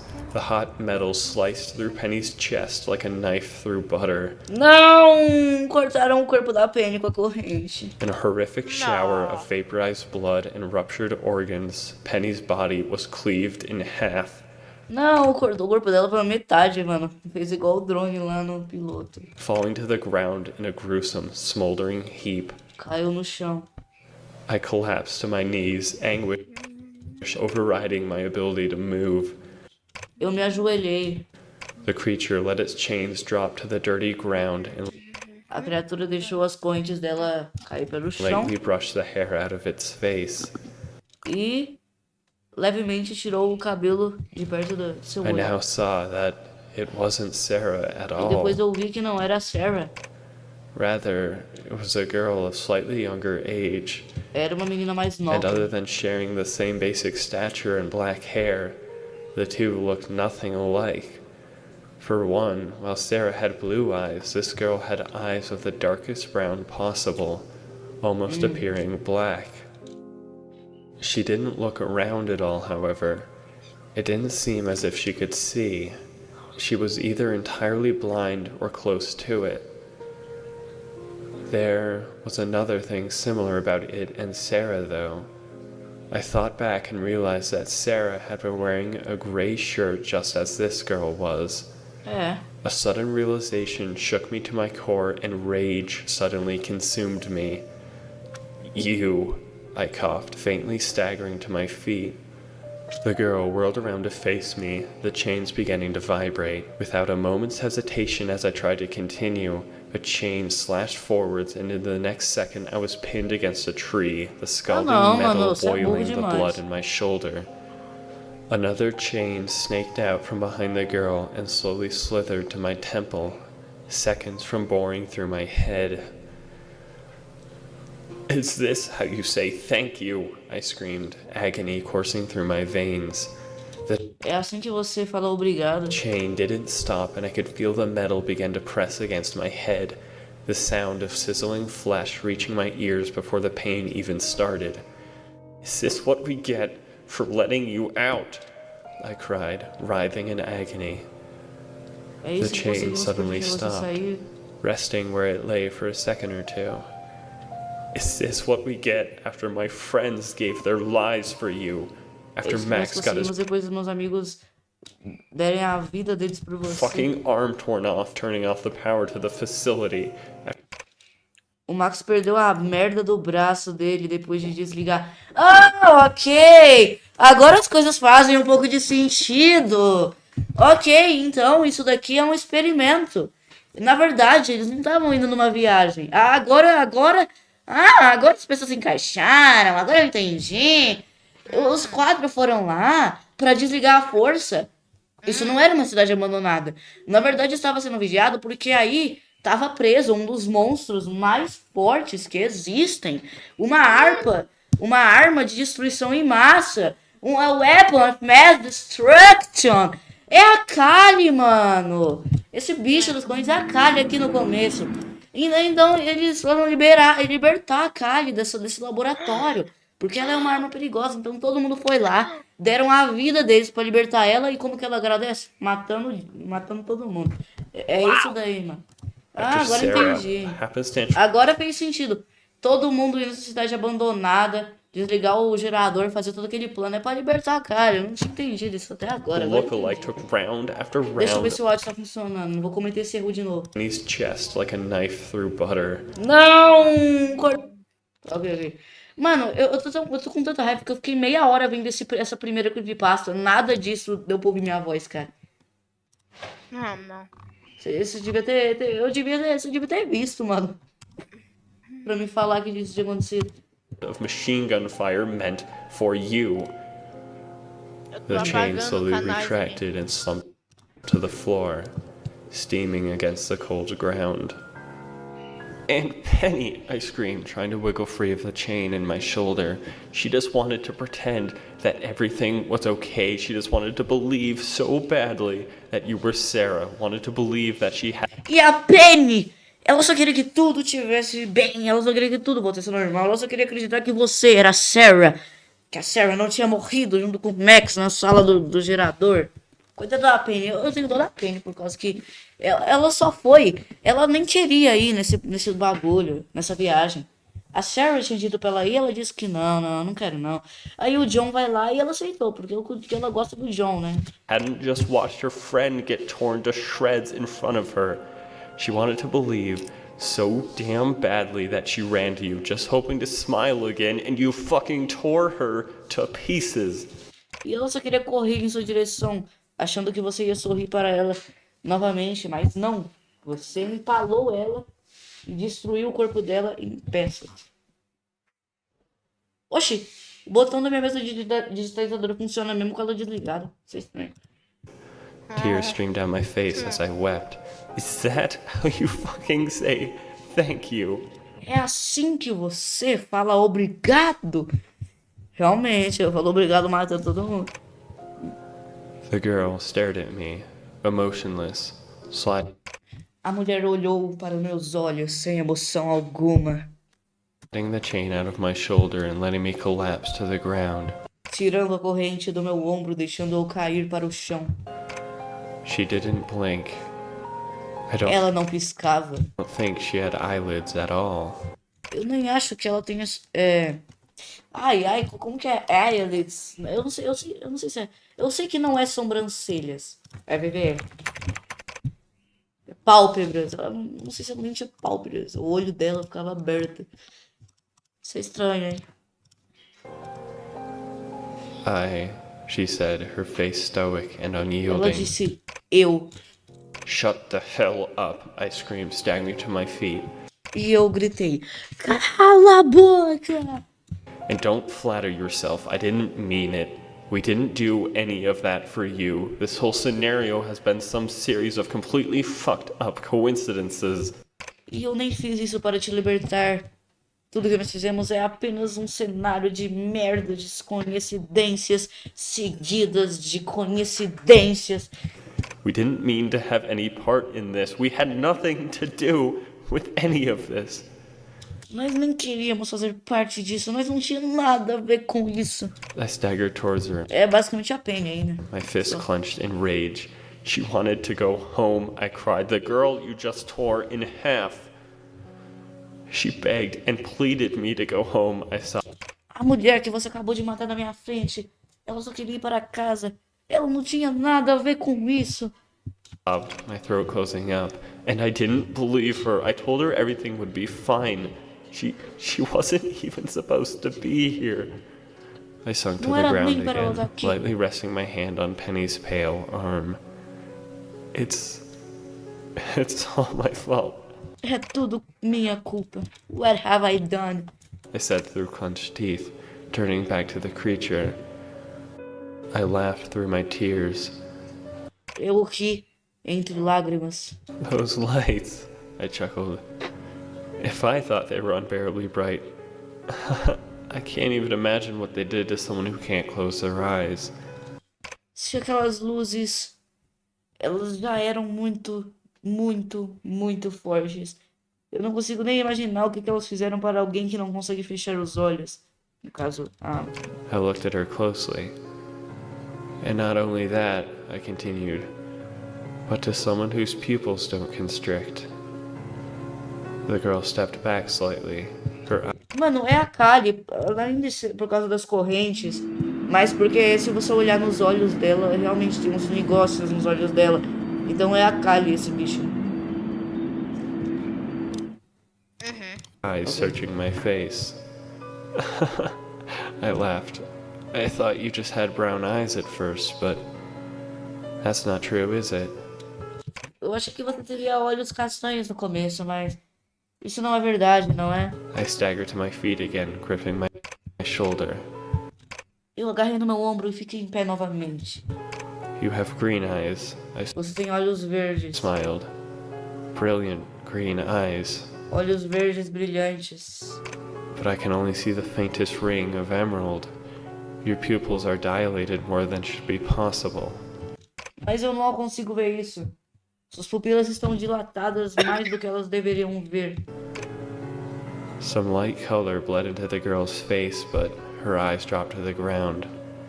She stammered as if to speak, but I cut her off again. I should have stopped her from approaching you, but I was too damn afraid of fucking up again. Realmente, ele tentou parar a Penny de chegar perto da Kali, mas machucou quando a Penny falou que o John não ia acreditar nela de novo. Então é isso, John? Você não vai acreditar em mim novamente? Você não vai deixar eu chegar perto da Sarah? Mas não era Sarah, era um bicho que vai me matar. E eu morri. Tudo culpa sua, John. Você não acreditou em mim, John? Pois bem, John, eu estou morta, John. E é tudo culpa sua, John, seu idiota. Nossa, eu tô com raiva da Penny agora. Too afraid that I would make her hate me Tô more. zoando. But now I guess her opinion of me can't get any worse. I gave a pained laugh and cringed as I felt my shoulder. The wound was neatly cauterized and not all that large. I could still move my arm if absolutely necessary. I leaned against the tree and slowly slid to the ground, exhausted, fighting to keep conscious. We stayed like that in silence for quite some time. Me leaned against a tree, the girl standing silently, unwilling to let her guard down. The sky rumbled distant and deep, and the occasional flash of lightning illuminated far-off mountains. The girl stood unnaturally still. You don't talk a lot, do you? I eventually said, looking up at the sky. Você não fala muito, fala. I glanced over to her to see her shake her head slowly. Eu olhei para ela e vi ela chacoalhar a cabeça de um lado para o outro lentamente, negando. There's rarely anyone to talk to. Her faint voice seeped out into the cold air like a dense sludge. Raramente tem gente para falar aqui na floresta. I Ela slowly disse. sat back against a tree and looked up at the sky again. Eu me inclinei contra a árvore e olhei para o céu. After a long silence, her faint voice again drifted. Depois de muito silêncio, a leve voz dela lentamente começou a falar de novo. But I like listening. Mas eu gosto de ouvir. e não falar. I liked listening Legal. to you talk. Listening to me rant and have a mental breakdown, you mean? I laughed silently. Gee, thanks. There was a long silence before she said, "That's not what I meant." I know, I laughed. I'm just messing with you. I would say that I'm going through a lot of shit right now, but you're standing there with fucking chains erupting out of your back, so I imagine I'd be one-upped on the sob story. Neither of us spoke for some time. A Kylie deve ter uma história até pior que a do In Johnny. truth, there wasn't much to say. Johnny. We both knew it. Eventually, however, I blurted out, "Are you blind?" "Currently, yes," she said. A Kylie é cega. Nossa. I sat, waiting for her to elaborate or something, but when I looked at her, she just stood there, entirely straight-faced and stoic. "Oh," I stammered. "Currently? As in you could see before?" "Before today, I had full use of my eyes," she said, Ontem eu poderia enxergar perfeitamente. again leaving it at that, as if giving answers to essay questions. "Okay," I said slowly. "So the facility's floodlights blinded you?" "That is their purpose," she stated. Silence again. I breathed loudly, exasperated. "So," I said, "do you miss seeing?" Her face now grew perplexed, her emotionless mask slipping slightly. "Miss seeing?" she echoed. Você sente falta de enxergar? John disse. I'm not sure, but I suppose I preferred it, yes. Falta de enxergar? Não sei, mas acho que sim. O monstro disse. There was never anything to look at, though, she continued. Just my room, plain white, except for the gray scratch in the lower left corner. I could have sworn some emotion flashed on her face as she recalled. Apenas uma sala branca e alguns arranhões na parede esquerda. Ah, era o lugar que ela era mantida antes de libertarem ela, então. That. She allowed herself to drift off in thought for a second or two before slowly coming back to focus. The silence continued for a bit before she asked something that I didn't expect. "Will I be blind forever?" she whispered. Eu I vou ficar wasn't cega sure how to pra answer sempre. that, but as I looked não at sei her, como I saw that her face had responder begun to isso. show some slight concern. So incredibly slight that one may not have noticed it, but it was in such stark contrast to her previous emotionless state that I felt my heart twinge slightly. I just sat in silence, watching her eyes shift slightly as she worked through things in her mind. "I've only ever seen a handful of people that I can remember," she eventually continued. "I want to see more people, and I want to know what I look like." She glanced at me Eu quero saber conhecer mais pessoas, eu quero saber como eu me pareço. A Kylie nunca olhou pra ela mesma. before continuing. Que história de origem "When my bizarra, home hein? went dark and the machines and doors lost functionality, I thought of it as my chance to see. But as I stepped outside, everything erupted in the most intense white I've ever seen, and since then, I've seen nothing but black." Her face again slipped, her stoic posture dissolving further. Deixa eu ver aqui. But as I was lost viewing, when my home went dark and the machines and doors lost functionality, I thought of it as my chance to see. But as I stepped outside, everything erupted in the most intense white I've ever seen, and since then, I've seen nothing but black. Her face again slipped, her stoic posture dissolving further as she quietly added, "Is that all I will ever see again?" Talvez. After an extended silence, I truthfully replied, "I don't know." Não sabemos. After another pause, I added, "Who are the people that you've seen?" Quem são as pessoas que você viu? "I don't know their names," Eu não sei she o nome said, deles. her tone growing dark. "And they're always screaming." Estão sempre gritando. Ó, tá chovendo. A light rain began to cascade through the needled trees. "Screaming because of you?" I asked quietly. "Yes," she whispered. "Because of me."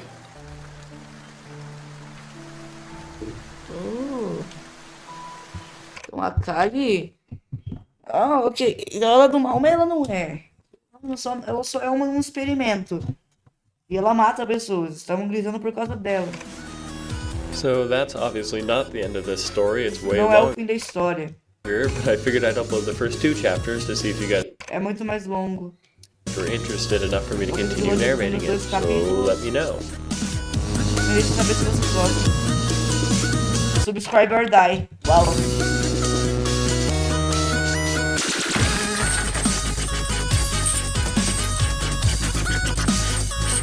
E finalização, hein, Liam? Ok, isso foi a primeira parte de design. Eu achei interessante. A parte 2 é um pouco mais curta. Because of you, I asked quietly. Yes, she whispered. Continua, é uma continuação direta.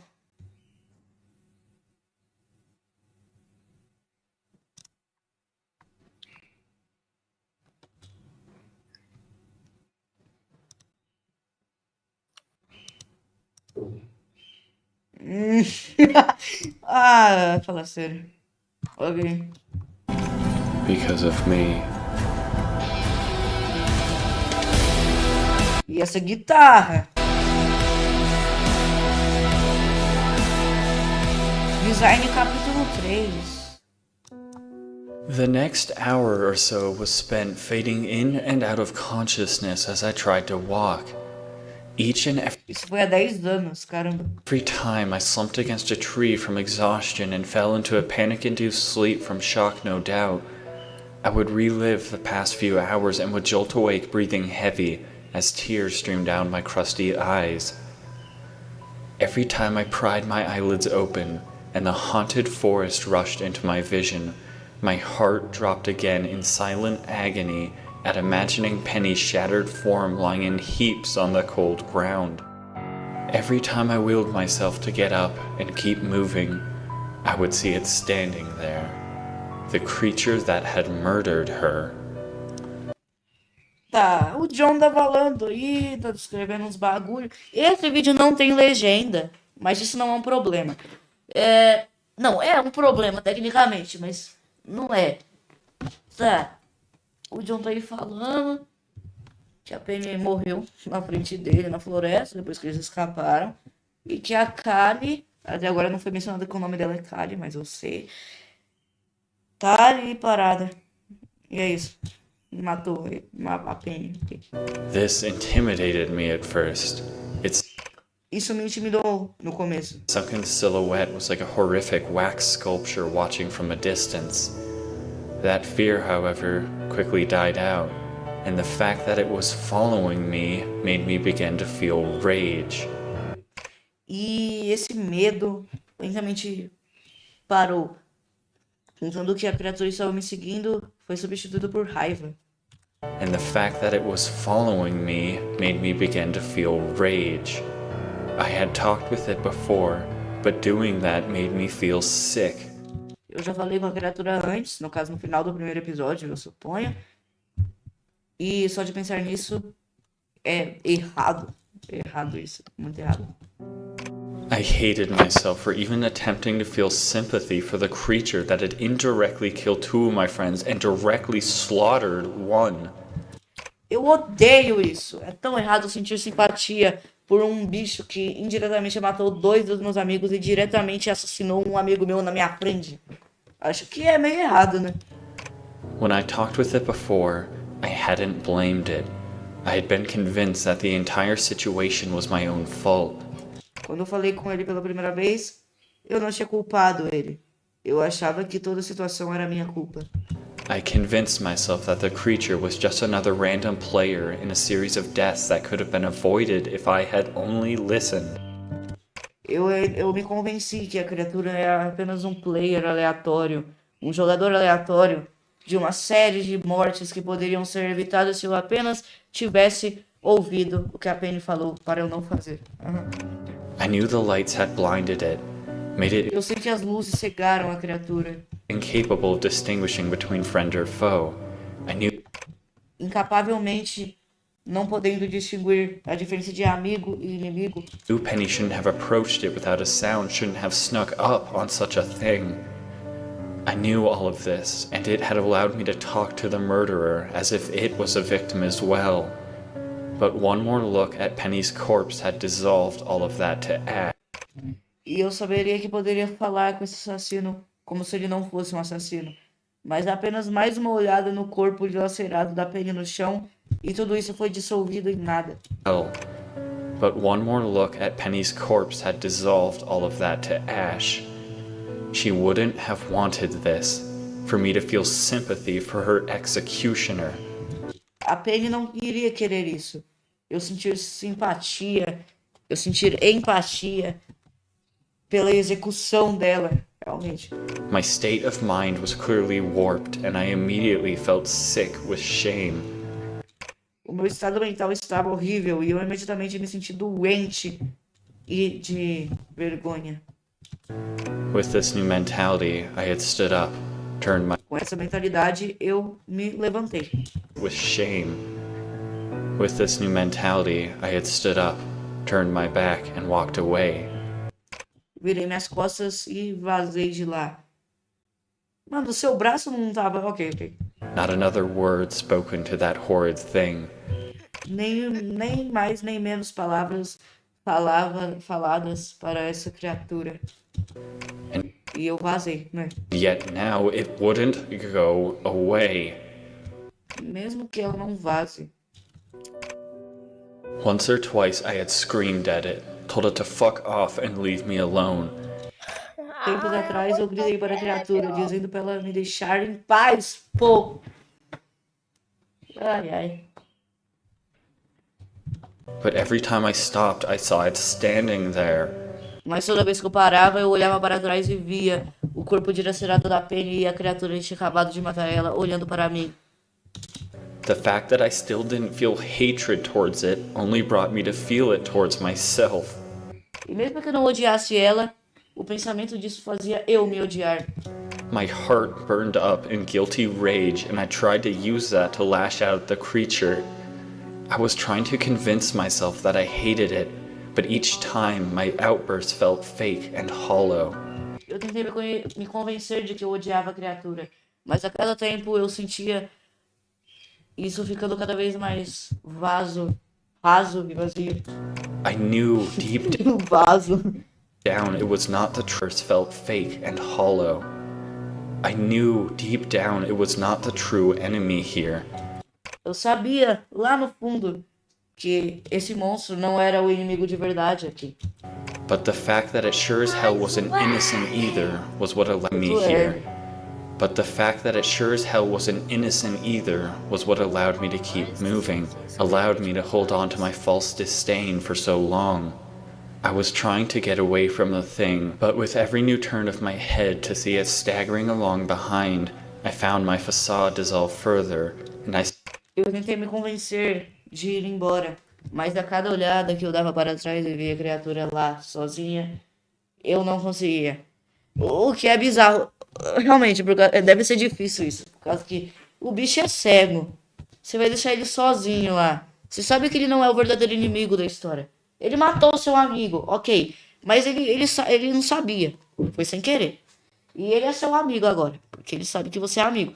E você vai deixar ele lá, cego, no meio da floresta. Meio pai esse daí. Vai ser meio difícil, né? soon couldn't even bring myself to tell it to go away. E eu não poderia nem falar para a criatura ir embora. Eu não consigo reunir forças para isso. It didn't talk and didn't ever get too close. A criatura não falava nada e nem se aproximava. But after a while, it seemed all too natural to see its form standing there. E depois de um tempo, a forma da criatura parada ali se tornou até natural. Malnourished and broken, it looked to be waiting for me to speak. Parece que a criatura estava esperando para eu falar alguma coisa. The rain had passed half an hour ago, but light droplets still from the trees surrounding me, dense clusters as I sat. A chuva parou há mais de uma hora atrás, mas... Não, a chuva parou mais de meia hora atrás. Mas eu ainda conseguia sentir gotas das folhas das árvores caindo sobre meu corpo.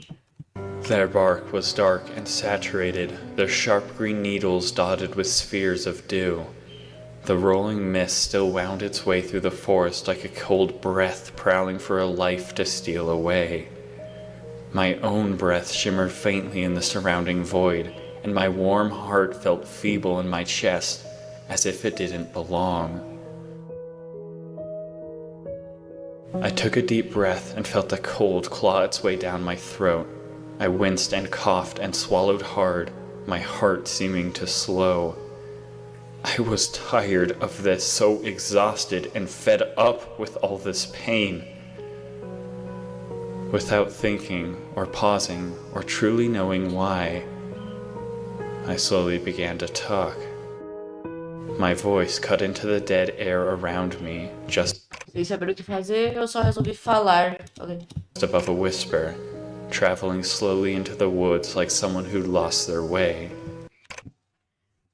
Minha voz é apenas como um pequeno suspiro, viajando pela floresta como se fosse de uma pessoa que não sabe o que vai fazer e aonde está indo. I spoke a lot of words, but didn't say much of anything at all. Eu falei muitas coisas, mas ao mesmo tempo não falei nada. I spouted out stories of the times I went to the grocery store, or when I sat down and did some homework. Eu relembrei de momentos aleatórios da minha vida, de quando eu estava indo no mercado comprar coisas, de quando eu fiz lição de casa. I explained in detail what I bought each time, or what problem had stumped me for 10 minutes or so. I didn't know what I was doing.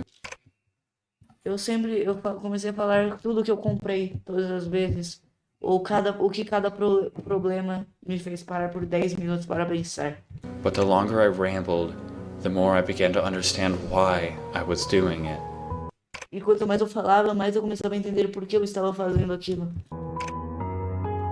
The creature was standing 20 or so feet to my left, its stance rigid and defined.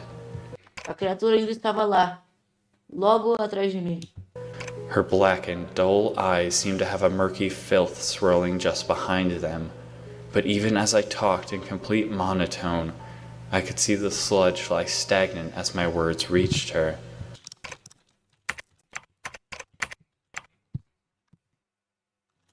Eu conseguia ver a sujeira ou a imundície, de acordo com o tradutor, que se escondia atrás dos olhos da criatura pela lama. Ai, não. E minhas palavras lentamente chegavam à criatura. She stood there silently, her chains spilling out of her back like intestines, the black metal Ela ficou lá em silêncio, as correntes saindo da costa dela como intestinos. glistening with beads of cool water. Her form was hunched, her skin pale and dreary. A forma dela estava acabada, a skin dela estava pálida. A pele dela estava pálida. Her gloomy black hair softly meandered around in the wind. She looked like a half-decayed corpse that had been propped up. Her unblinking Ela parecia como um cadáver que estava apenas ali, existindo, podre.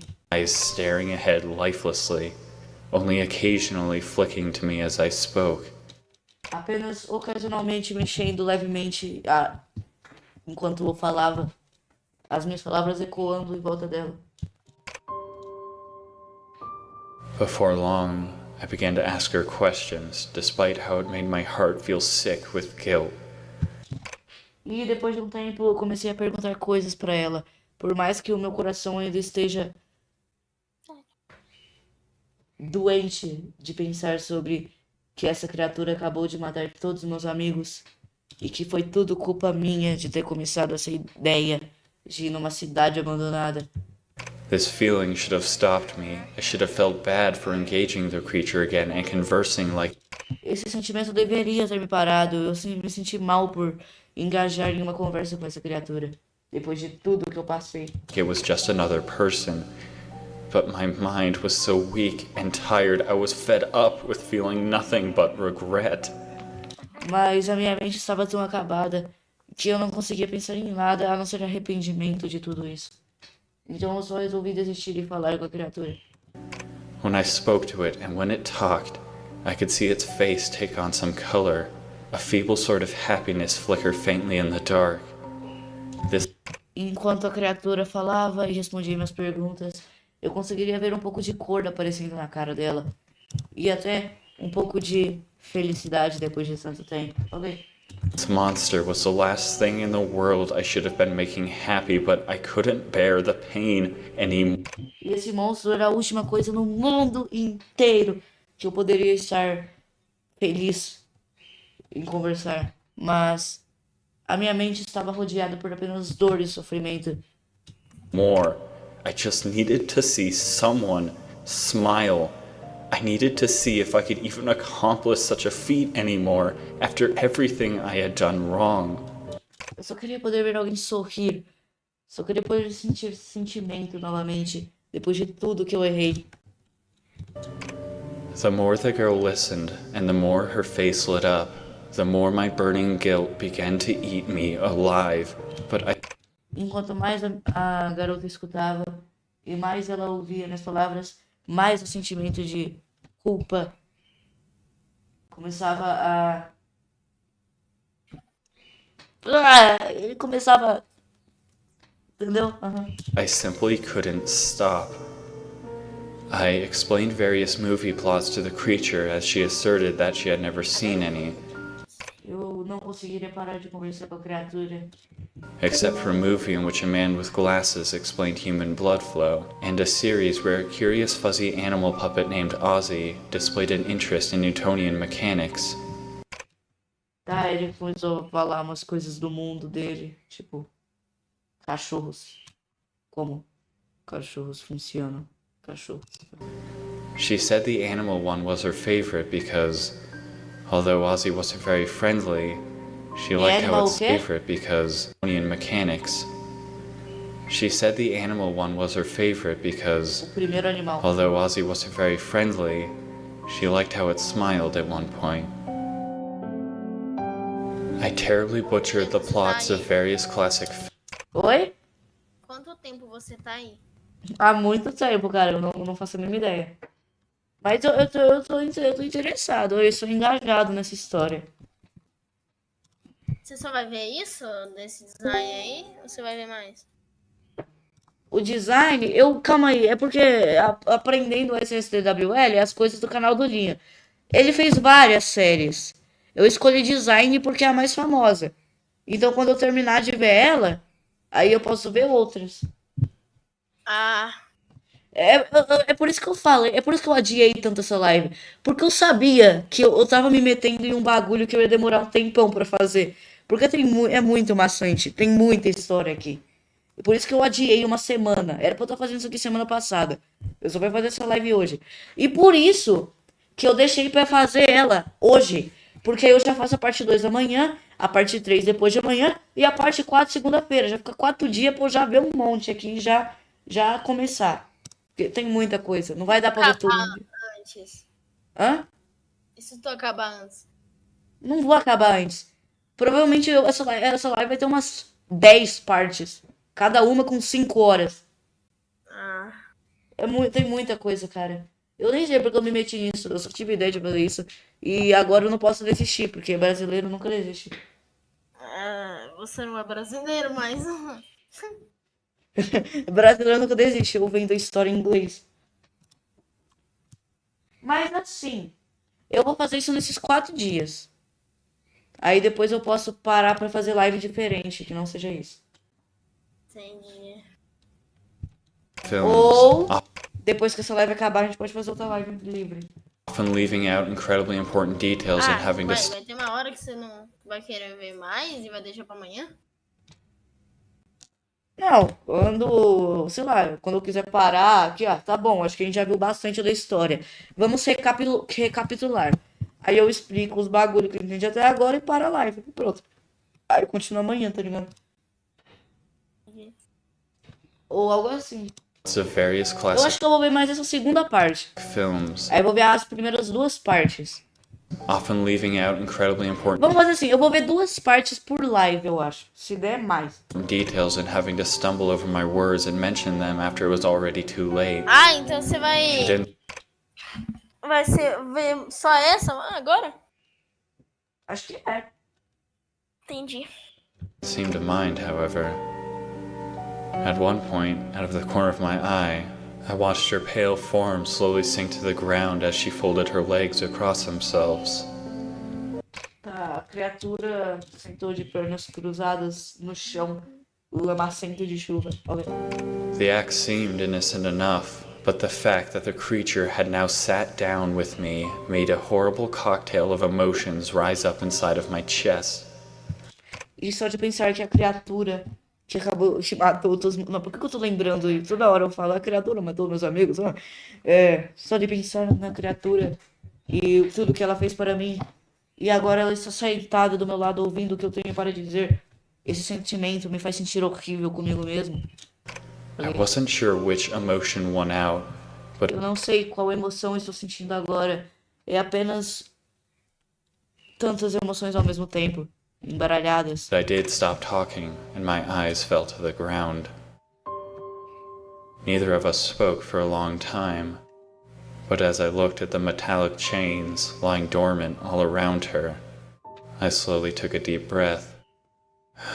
You know, I have to ask, I said, glancing up at the bleak gray sky. Então eu resolvi perguntar uma coisa. Eu lentamente olhei para o céu, respirei fundo e falei: então, eu tenho que perguntar algo. Ok. She looked at me, puzzled, as if Ela olhou para mim com curiosidade em seus olhos. the question wasn't obvious. I sighed. You know, how do you move them?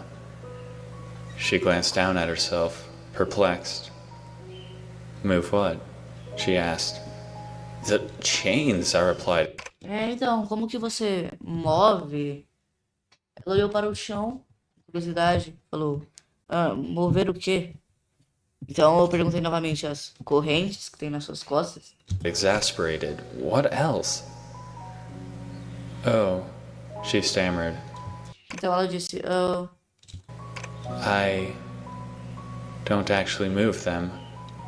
eu não movo elas. She sheepishly looked at the ground and two chains slowly snaked into the air, vibrating with a metallic hum. Então ela olhou para o chão enquanto duas correntes das costas delas começaram a vibrar pelo ar. The dreadful, barbed, spear-like tips eventually stopped in front of her face. I looked at her incredulously. Not to offend you with the risk of being impaled, I laughed. But I'm quite positive you are moving those. No, she repeated. I'm not. I can't move anything.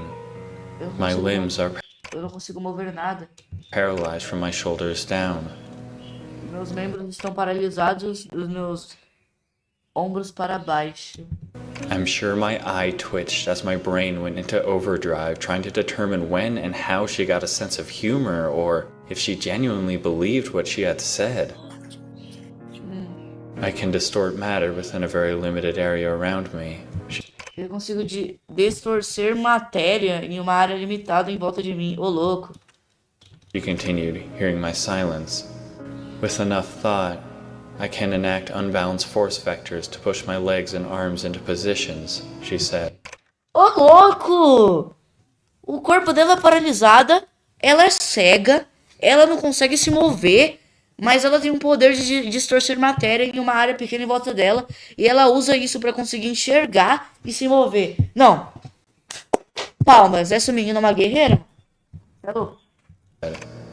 But my muscles don't work. In Meus músculos não funcionam, ok? the same way a marionette moves, I can, in a sense, control my own strings, but not my physical body. So I stammered, you're like telekinetic and you have to move your paralyzed body using your mind to move, but not in the sense that I can move my hand by thinking about it. God, it's confusing as all hell. Então significa que você tem poder de telecinésia, você consegue mover suas coisas, mas sem mover pela mente como eu movo minha mão. Meu Deus, isso é confuso, o John disse olhando para a criatura. I ran my hands through my hair, trying to hold off sounding like an idiot. As absurd as her statement was, I couldn't help but find myself taking it with utmost seriousness. I wasn't even sure if I believed her, but it certainly did explain the way she stood and walked. That's what was so off about the way she staggered forwards. It did in fact look as if she was a lifeless body being controlled by an outside force. Yeah, sure, the girl said, more of a question than anything. I think? She let the chains drop to the ground, making a harsh clanking sound. If that helps you understand, she said, I'm sure if you watched Ozzy you'd understand. So, the chains, I said, clutching my head and using all of my not impressive brain power to figure it out. When you said you don't move them, you mean you can control their matter to some extent to push them in directions, but you don't move them as if they were physical limbs. She nodded. Ela move os bagulho com a mente, não como se fosse algo físico. Her face was confused and showed that I was grossly oversimplifying it, probably butchering the entire idea. The metal has an extremely low specific heat capacity, she stated. That's why it heats up so fast when I move it. The internal vibrations translate into heat, which is rapidly absorbed by the surrounding metal. I thought about that for a minute, before my eyes suddenly went wide. So wait, I cried, sitting up. You said you have to move your limbs in the same way. Doesn't that mean that when you move your leg or something, your flesh heats up as well? Aren't you burning yourself if you walk? Doesn't that hurt? She looked down at herself, and then back at me like I was a complete idiot. I did mention that I was paralyzed, didn't I? She said. I slapped myself in the face. Oh, well, of course, I replied, shifting my eyes nervously. Naturally. I shot up again a few seconds later, however, and blurted out, but isn't that bad for your legs? Like, won't you eventually burn and kill off the skin inside of you? She grew slightly perplexed, moving her leg up and down. Yeah, she said slowly. Ô, louco, então ela tá lentamente se matando por mover as coisas por pela inércia, porque isso queima. I guess. I don't usually move that much, though. E ela não se move muito, por isso ela fica parada o tempo todo. Ok, agora faz mais sentido. E também ela tá paralisada, então acho que ela não sente dor. She looked up at the sky. I don't think I'll need to worry about that anyway. E ela olha para o céu. Eu não acho que eu terei me preocupar com isso, de qualquer forma. Well, why is that? I asked. E por que você não tem que se preocupar com isso? Você não tá se matando por apenas se mover? Eu perguntei. I've already lived longer than I thought I would, she stated softly. Eu vivi mais do que eu achei que eu viveria. Ela disse. Caramba! The staff will find me soon here. Os guardas irão me achar em breve. She looked at me. It's okay though, she breathed. E tá tudo bem. Ela respirou fundo. All I wanted was to see the outside world, and although my sight hasn't entirely come back yet. Tudo que eu queria era ver o mundo de fora. Nossa, mano, que bad.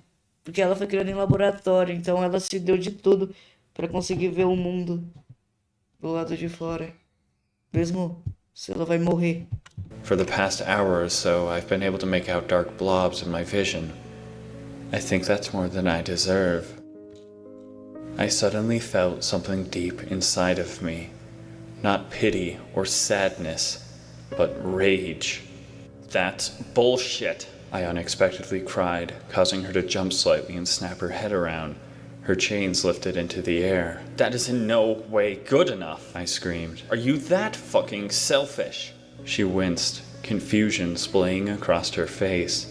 Her murky black hair fell in front of her eyes as her pupils darted to me. You think that after my friends died, that's enough, I shouted. You think all they could possibly offer in exchange for their lives is a possibility for you to see fucking blobs? I slammed.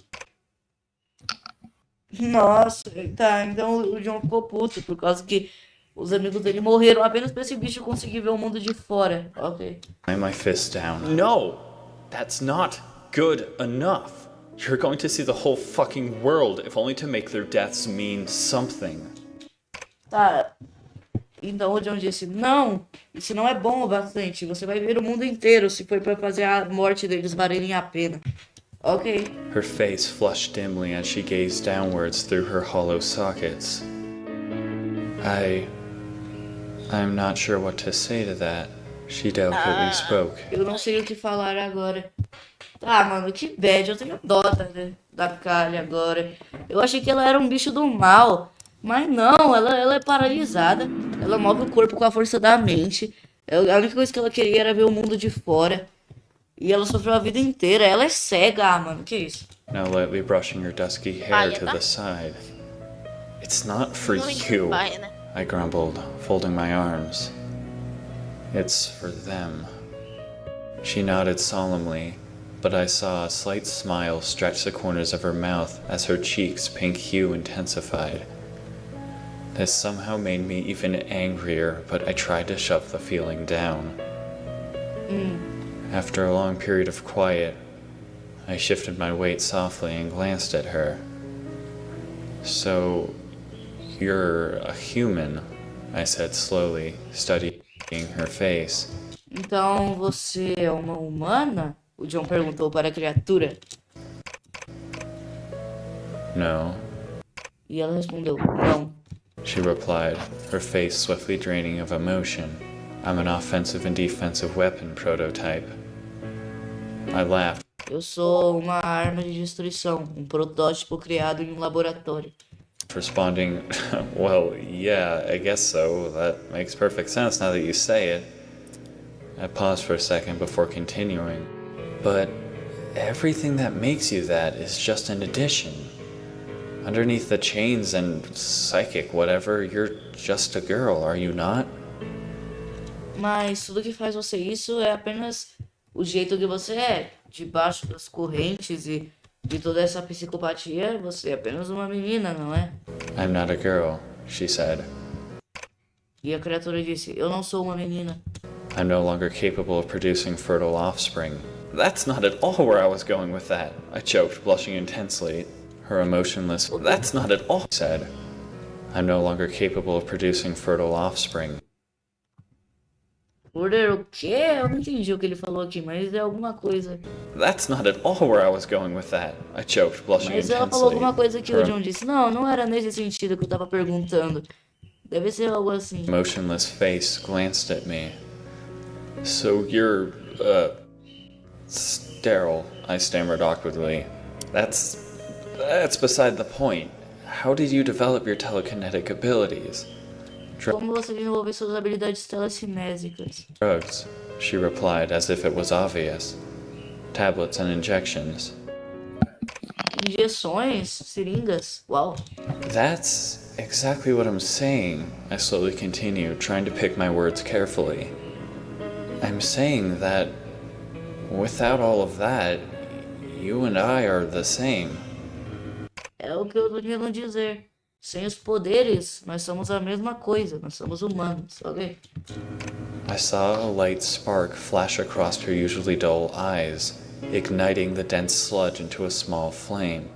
Her face rapidly grew confused, as if this was the first time such a thought had crossed her mind.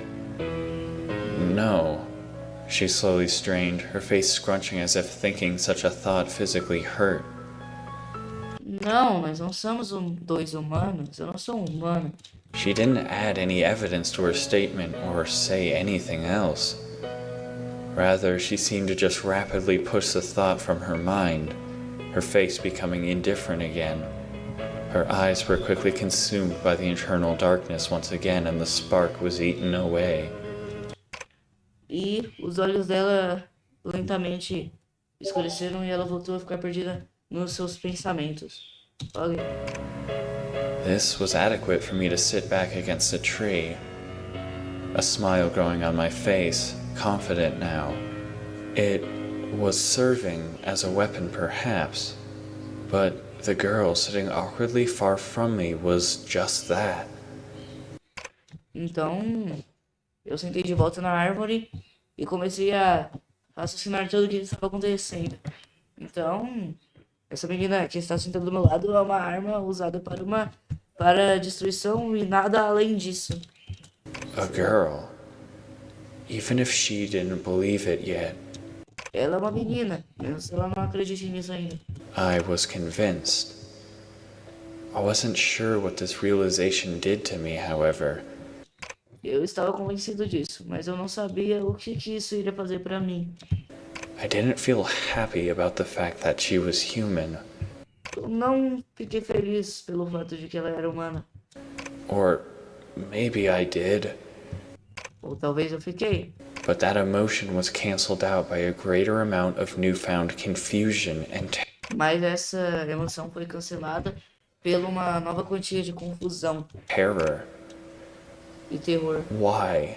Por I quê? stammered, my mind once again flashing to the horrors of a few hours ago. Why did they shoot Sarah so damn much?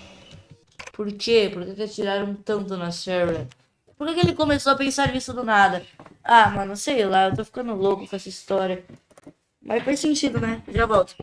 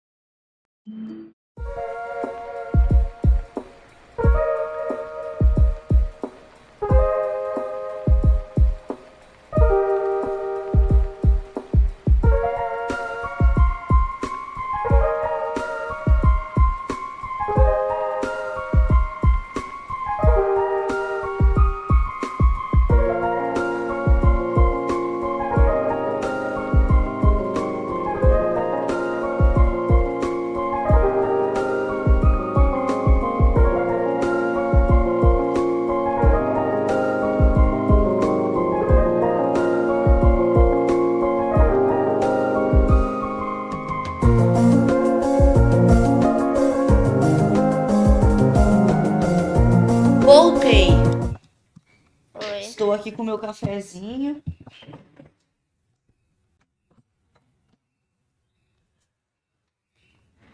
Vamos continuar vendo. Tá, ele voltou a pensar. É verdade, né? Isso foi uma dúvida que não foi respondida. Quando todo mundo começou a sair lá e atirar em todo mundo, focaram 100% em atirar na Sarah. O Max já tava morto lá. E aí queimaram ela com essas chamas. Será que ela também tem alguma coisa aí escondida aí? Who is Sarah? The creature asked. Her question made me Então, a criatura perguntou: quem é Sarah? clench my teeth in rage, but I knew it wasn't fair of me to expect her to know, so I tried. Então, eu fiquei muito estressado por essa pergunta. Mas eu me acalmei porque sabia que seria injusto, já que ela realmente não sabe. To calm my shaking heart. My friend, I said, Minha amiga, John disse. some malice seeping out from my voice despite my attempts to mask it. The girl they thought was you. What I A menina que a Penny pensou que era você, antes de você matar a Penny, cortar o corpo dela no meio. am asking is why did they feel the need to shoot you so damn much? You aren't some supernatural creature. Certainly one or two bullets could kill you just as well as anyone else. Pera, eu raciocinei um bagulho. Agora eu acho que eu sei por quê.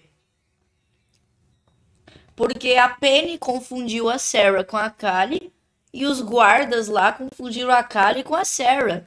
Então eles atiraram 1 trilhão de vezes na Sarah achando que era a Callie. A Sarah era só um humano, mas eles acharam que era a Callie aí, o bicho do mal. Um bicho, por isso que atiraram tanto. Então eles acham que a Callie tá morta. Mas a Callie não tá morta, a Callie tá aí. Ah, entendi. Pois é. Yes, Confundiram she ela. stated. A bullet could kill me if it struck a vital Nem organ. pensando nisso. So why?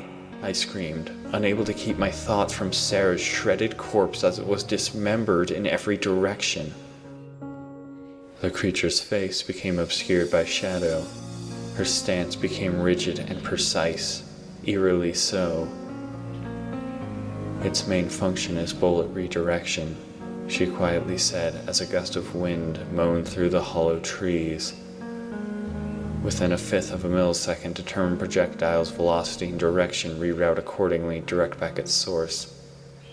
She said it all in a monotone voice as if reading off an instruction manual.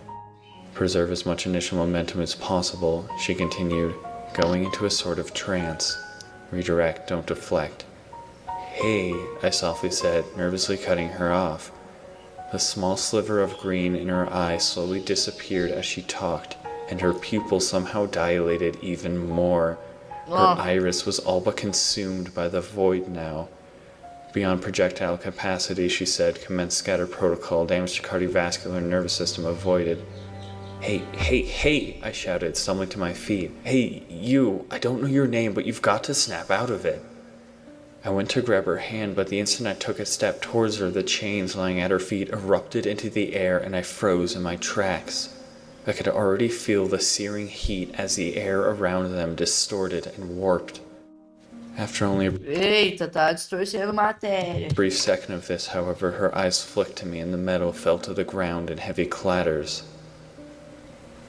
Bullet redirection, I stammered, still standing on shaking feet. You don't mean you can affect the matter of bullets. You don't mean you can deflect machine gun fire.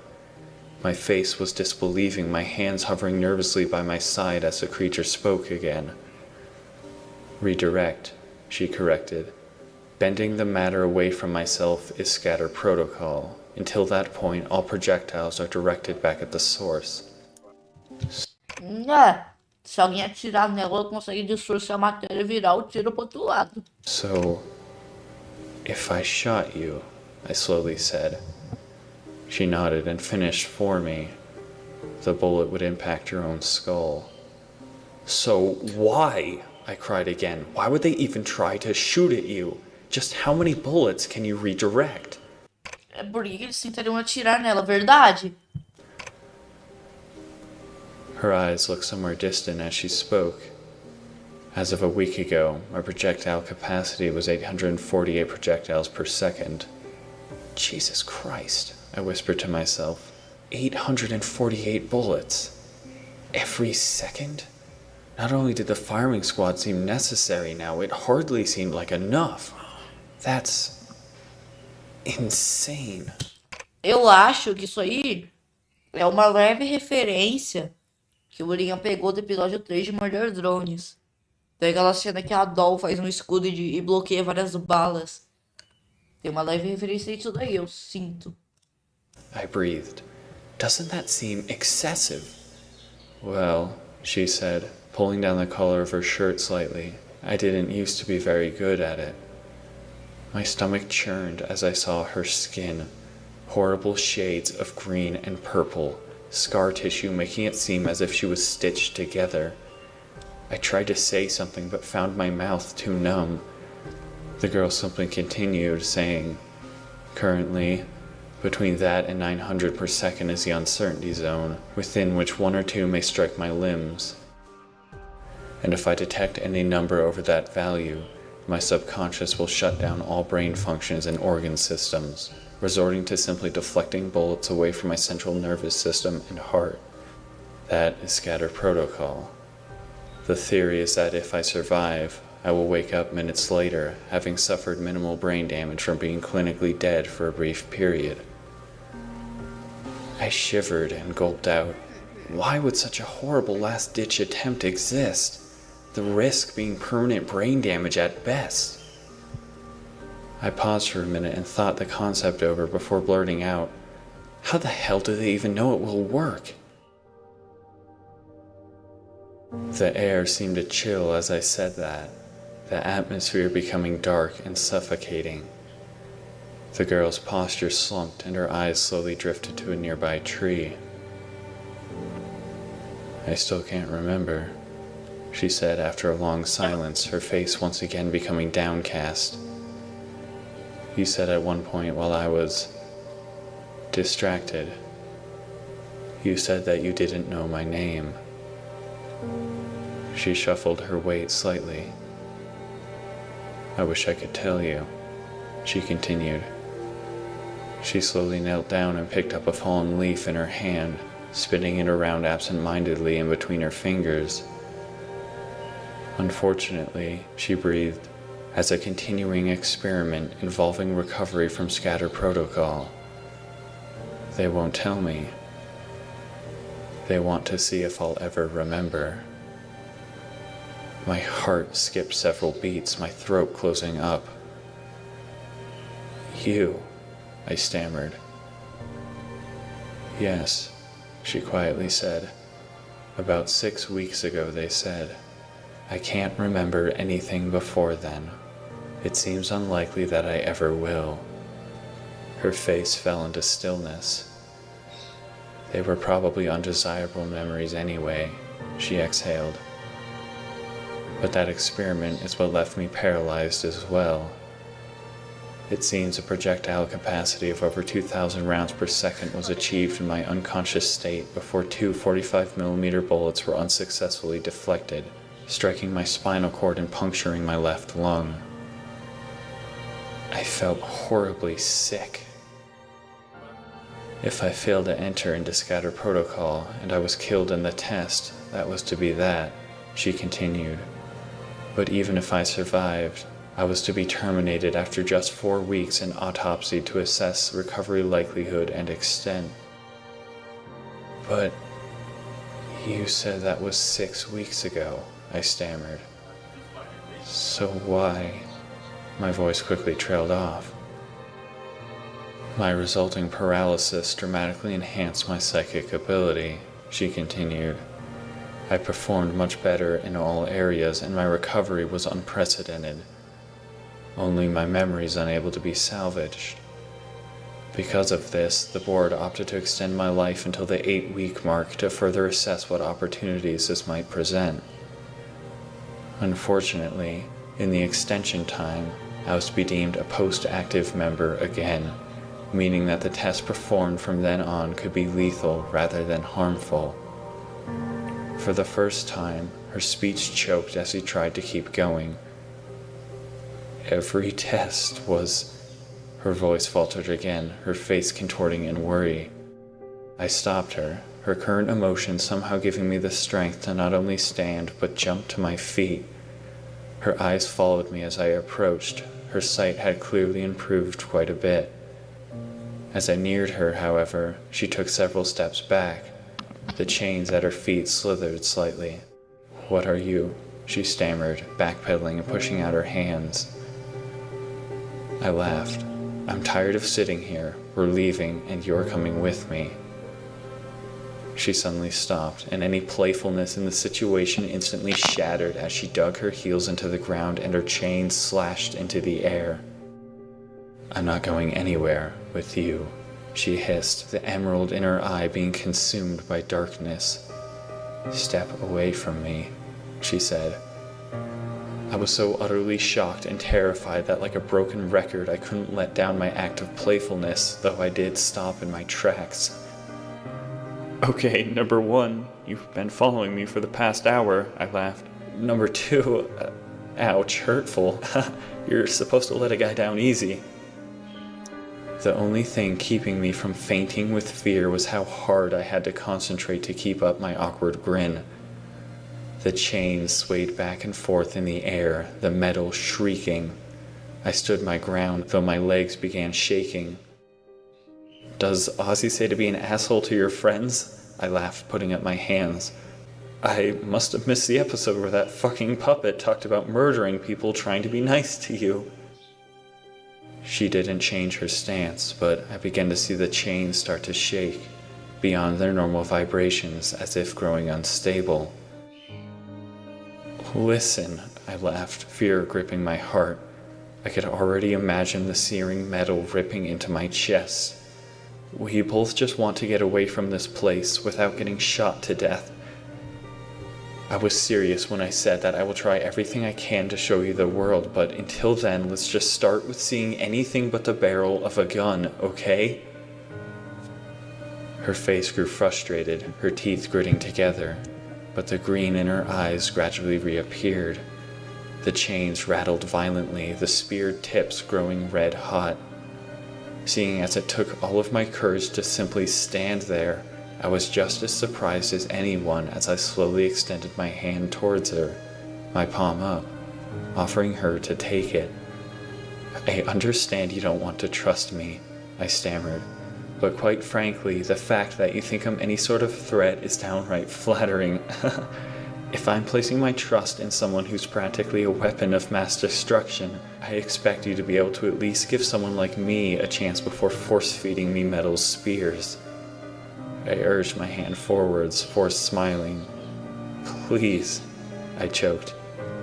I was sure she was going to pop a blood vessel, using everything she had to keep from tearing my head off. A small area around her form was warping with blistering heat, the resulting updraft spiraling the air at hideous speeds. Finally, just as I was sure her own skin would catch fire in the sweltering heat, she slammed her fist down, her teeth gnashing together. The air cracked loudly and the chains dropped lifelessly to her feet, scorching the leaves black where they landed. Her face was red and pouty as if her pride was wounded. "You're irritating," she grumbled under her breath. "I like Ozzy." I practically fainted from relief. Seeing her so frustrated somehow made my heart warm. "Hey," I said eventually, unable to hide my playful tone. "If I touch you now, will my arm be torn off by your force field thingy?" "Objects moving at slow speeds are selectively redirected," she said, still slightly upset, meaning that unless a projectile is moving fast enough, the subconscious redirection system will not take over, so objects such as knives and swords must be consciously recognized and dealt with. I blinked slowly, mulling that over in my mind. "So," I thought out loud, "I could poke you without my finger being shattered." "No," she said, "it would still shatter. I would just have to do it consciously." "Meaning you could also choose to not shatter my finger?" I awkwardly grinned, slowly moving my hand towards her. "Yes," she said, her face becoming confused. "I suppose so, but I would definitely choose to." My grin disappeared and I hung my head. "Well, that doesn't give me a whole lot of confidence," I sighed, my hand dropping to my side. "You know, you're not a whole lot of fun," I grumbled. After a short pause, however, I held out my hand again, saying, "But what you just said means that you can take my hand." She looked at me, confused. "As in, place your hand in mine," I sighed. She wrung her hands together shyly. "Why?" she asked. I sighed again. "I don't know, it basically signifies that we'll help each other." I thought for a minute before continuing. "I mean, I can't really help you that much, I guess, so it's not exactly a fair deal. But bullets sure as hell kill the shit out of me, so I need you for that." I grinned big before continuing. "I guess I can offer my hilarious personality and sharp wit in return." She just looked at me with blank eyes. I sighed, being brutally honest, as I added, "It says that you'll try your best not to paint the ground with me, and I'll just walk around and be useless, okay?" "That doesn't benefit me," she stated coldly. I cringed, sighing, "Yeah, I know." I tried to think hard, finally flinching out. "But don't you want to hang out more?" "Hang out?" she echoed slowly. I felt the guilty sickness again rise up in my chest as I found myself trying to play this angle with the creature. I would have liked to have said that I was just using it, just making friends with it to save myself. But I knew that wasn't true, and the fact that I had failed to not feel sympathy towards it made Penny's body flash in my mind like a vengeful spirit, her face smeared with hateful disgust. The truth was that I wasn't trying to save myself at all. I didn't care one bit if the last thing I saw was a gun pointed at my face or a black metal streak tearing through my flesh. The truth that ate me alive was that I didn't only feel light sympathy for the creature, I was downright sorry for it. Maybe it was because after all of those who I had failed to save, I couldn't help but try to save one more. The fact that the creature seemed more and more human the longer we talked The fact that I felt as though what I said was easing someone's pain made me happy enough to shove down the guilt, bury it deep within myself, and assure my warped mind that what I was doing was the right choice. And so I ignored the shrieking ghoul that screamed at me for looking at its assassin with a smile. I ignored the fact that I knew it was wrong, and I urged my hand forwards again.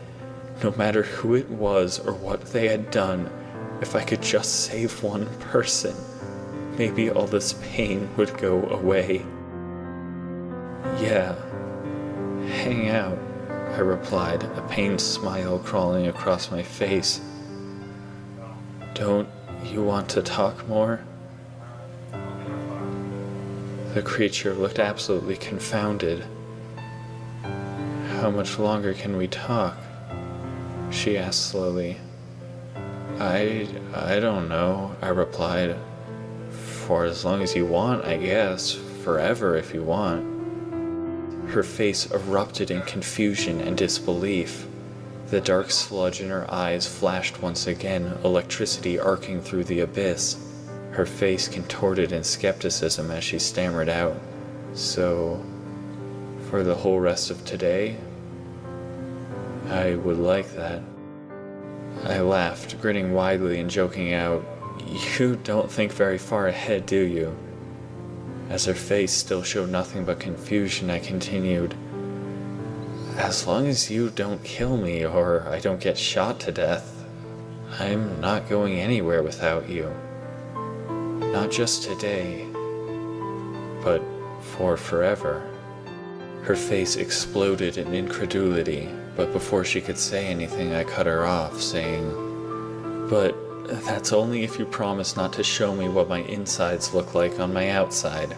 If you promise that, and back it up by taking my hand, we can talk anytime you want. Her ghastly pale face was still etched with distrust, but to my surprise, she began nervously lifting her hand towards mine. She brought it forward so agonizingly slowly that I thought I might die of old age before she reached me. Being impatient, I leaned forwards to grab her hand in mine. Just before I made contact, however, she flinched and my hand felt like it caught fire as it was slapped away by an invisible branding iron. I gasped in pain and nearly lost my balance as my hand was essentially pile-driven into the floor. Cursing under my breath, I gingerly brought it back up and gave a toothy grin. I thought we agreed to not shatter my hand with your psychic field shit. I exhaled. Alô? She stepped forwards. I didn't shatter it, she said. You startled me is all. What was I supposed to do? Oh, I don't know, I said through clenched teeth. Maybe not telekinetically bitch slap my hand to the ground. How about Tô esperando acabar pra eu resumir. that? Ah, She looked genuinely a little worried. It's fine, I grinned. Sim, guys, eu estou vivo, tá? Eu tô quieto esse tempo todo por causa que eu tô escutando. E quando chegar no final eu vou resumir tudo. Wiggling my fingers in agony. Sorry, it's really all good, I'm fine. Let's just try that again, okay? She slowly brought her hand forwards again, and I couldn't help but cringe as it neared. The pain from before was unimaginable, and I winced away as her hand hovered above mine. The seconds dragged on, feeling like hours, until finally I flinched, nearly yanking my hand back as I felt hers drop in mine. I breathed a huge sigh of relief, turning to her, smiling big. Her eyes searched my face intently, and she leaned forward slightly. "You're so young," she suddenly cried. I scoffed. Hey now, I'm not that young. I'm 18, dang it. And you can't even say that. You're like the same age as me. Her eyes widened slightly. Really? She cried. I had no idea I was so young. I ran my hand through my hair in frustration. Listen, I sighed. You're really gonna get on my nerves with this whole so young thing. I paused for a minute before grudgingly continuing. That being said, however, I'm glad your vision seems to be returning. Yes, she stated softly. Everything is blurry, but I can make out most things. I lightly turned her hand over in mine, looking at the light pink scars and dark purple bruises speckled all along her pale gray arm. She casually glanced down at our hands, and an unexpected discomfort flashed across her face as she blushed slightly.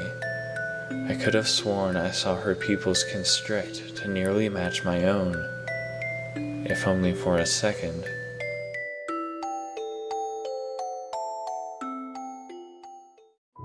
So, Ok, foi isso. Então, a última vez que eu falei alguma coisa foi mais ou menos aqui, quando eles estavam conversando. Ok, pelo que toda essa conversa aí falou um pouco da origem do bicho, falou lá dos testes do laboratório, explicou um pouco mais sobre as coisas da Kali, não citou o nome da Kali até agora, não falou que o nome dela é Kali ainda.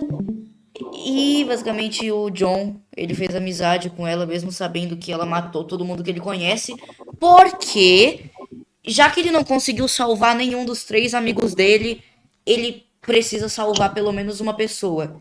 Então ele resolveu salvar a Kali, porque a Kali também precisa de ajuda, e ele disse que vai mostrar pelo mundo inteiro.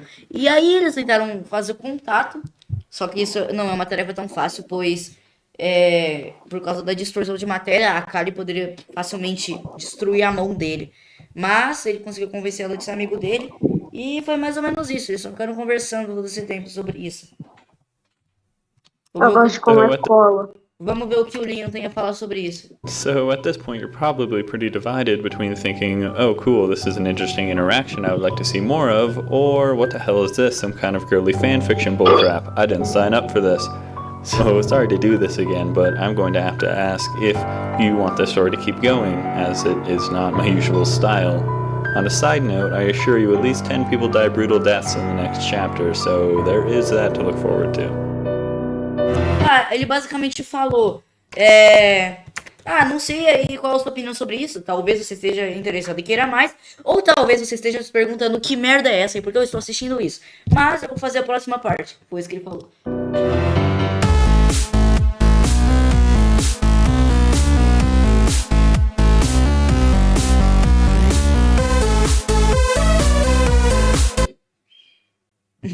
Basicamente ele falou, basicamente eu gastei 40 minutos e 10 segundos do seu tempo. Então por que não ficar aqui por 43 minutos ouvindo essa música? Não, zoeira.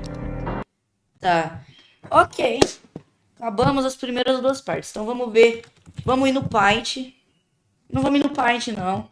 Vamos ir no Mad Bang. Que agora vamos resumir e botar o que nós entendemos. Entendi. A Kylie Imes é o monstro. Tá, deixa eu pegar uma imagem aqui. Na verdade não, porque não começa, a história não tá centrada nela, né? Tem. Será que tem todo mundo aqui? Pera aí. Deixa eu criar aqui um plano assim. Tá. Eu vou deixar a Kylie aqui no canto porque ela não é relevante por enquanto. A história começa com 3 pessoas. O John, que é o protagonista, é um humano normal. A Sarah, a Penny e o Max.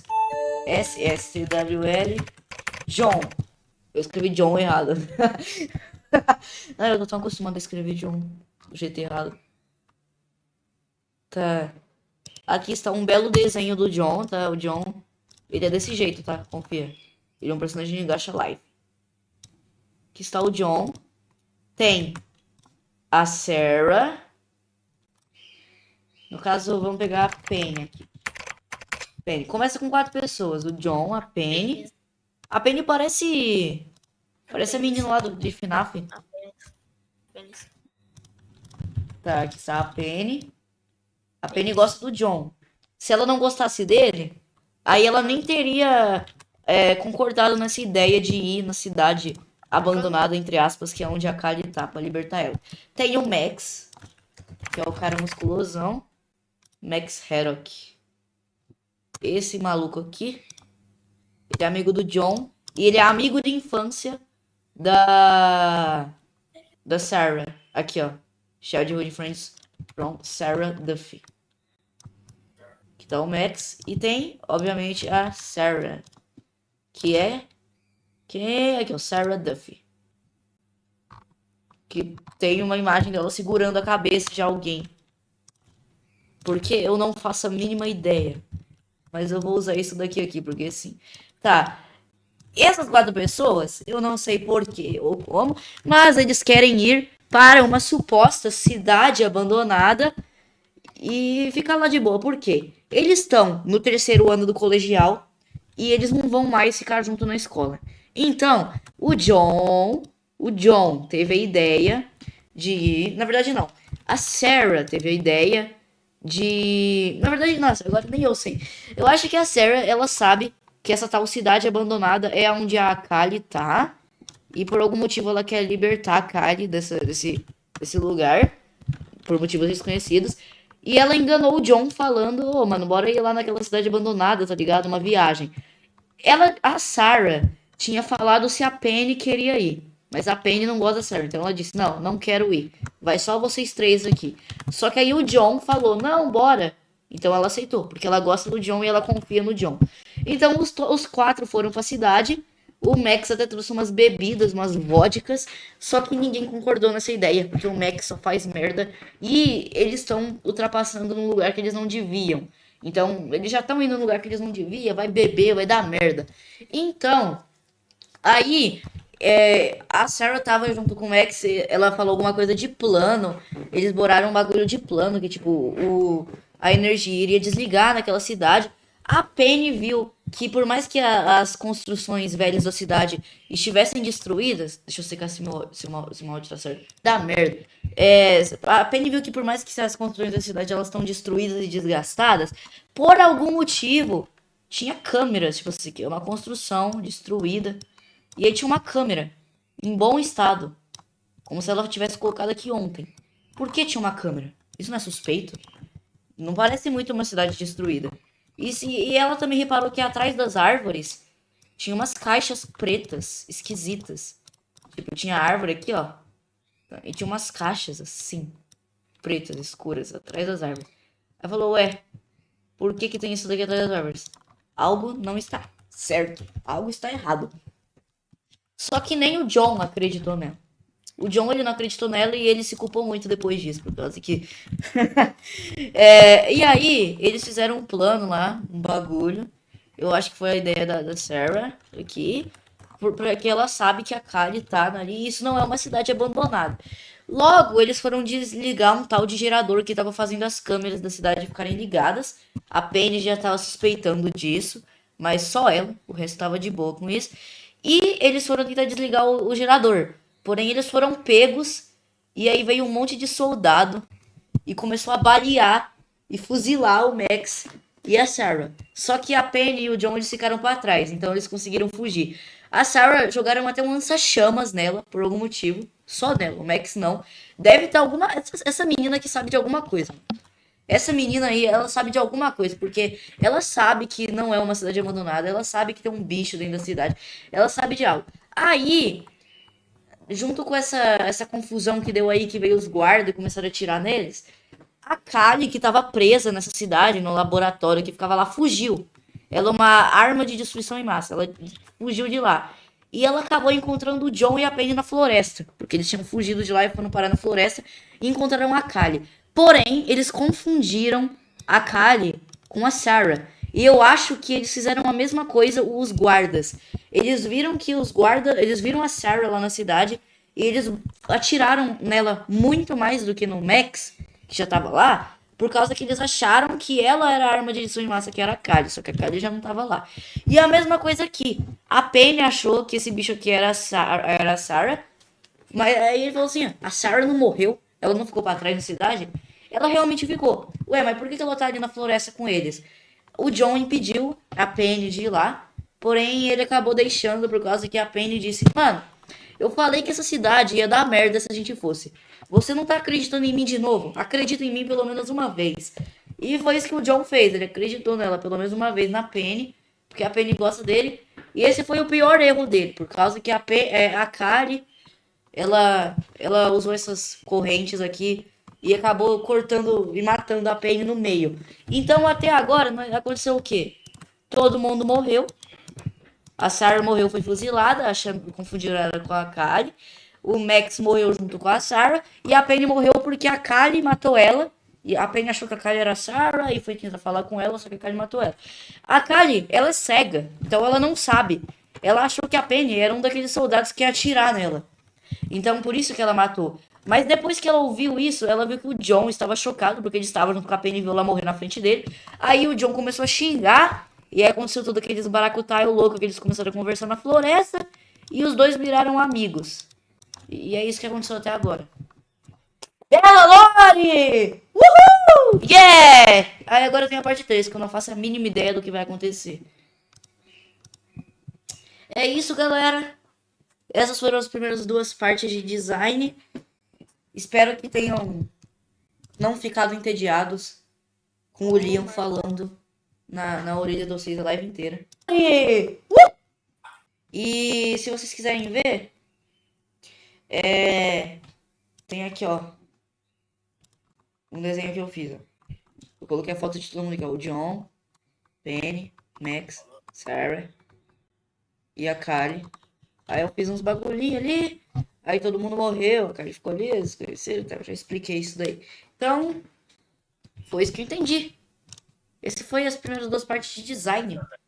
Interessante, interessante. Interessante, eu acho. Interessante, eu diria. Não sei. Então, até a próxima live. Foi isso. Acabou a live. Acabou. Acabou. Finalmente! Eu consegui ouvir as primeiras 2 partes. Agora quantas partes tem? Tem 20. E? Eu vou ver 2. Bacana, né? Eu acho que eu vou ver 2 partes a cada live que eu fazer. Até dar as 20. Não. Tem 20 mesmo? Eu vi a playlist e eu vi que era 20. Deixa eu ver. É o design. 28 vídeos, deixa eu ver. Ó, parte 1, parte 2, parte 3, parte 4, parte 5, parte 6. Que é a parte final. Aí tem a Season 2. Que tem até a parte 7. E tem a Season 3. Que tem até a parte 13. Aí acabou. Todas elas com mais de meia hora. Que coisa boa, hein? Coisa boa, hein, Cleide? Quanto tempo dá tudo isso daqui? Você não vai ver isso não. Você não vai ver isso não. Mano, tem 200. Não, eu vou até voltar aqui, não. A live não acabou, não. Olha aqui. Mano, olha o tanto de view. 200 mil views. Ele mostra tudo.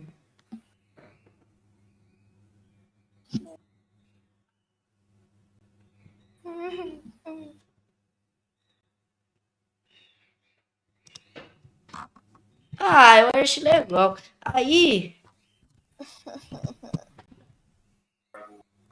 Ó. Você não vai ver isso não. Eu vi as primeiras 2 partes. Que Você não são vai ver, as não. mais longas. Agora tem essa aqui de meia hora. Essa aqui também de meia hora. Essa de meia hora e essa de 20 minutos. Ah, então não falta tanta coisa. Eu acho que na próxima live eu posso ver esses 3 aqui, ó. E aí vai sobrar a última parte pra uma terceira live. Aí eu vou ver a primeira temporada. Aí a segunda temporada é mais curta. Não tem nenhum vídeo que passe de 40 minutos, a não ser a parte final. Já a terceira temporada, não tem nenhum vídeo com 40 minutos. Até a parte final, ela é... não é tão longa assim. Tem, tecnicamente, 26 vídeos. Os últimos 2 é um episódio de anime. Uau. Que incrível. Você não vai ver isso não. Que foda. Você não vai ver não. Por que não? Quem pode me impedir? Eu vou ir na tua casa, filho. Mano, ó, 10 anos, 9 anos, 8 anos. Não tem um bagulho no YouTube que mostra quanto tempo dá, tipo, todos os vídeos ao mesmo tempo? Eu não quero contar. Tô com preguiça. Tipo assim, essa playlist dura... É tipo no Spotify, tá ligado? Que ele fala, essa playlist dura 14 horas. Eu queria ver um bagulho assim. Tipo, minha playlist que dura 13 horas. Não tem um bagulho que fala. Seria bom se eu falasse. Tá, é isso aí, pessoal. Essa live tá pronta. Vou Eu embora. vejo vocês na parte 2. Vou embora. Não vai ter live mais de design. Eu vou na casa do meu e vou sequestrar ele.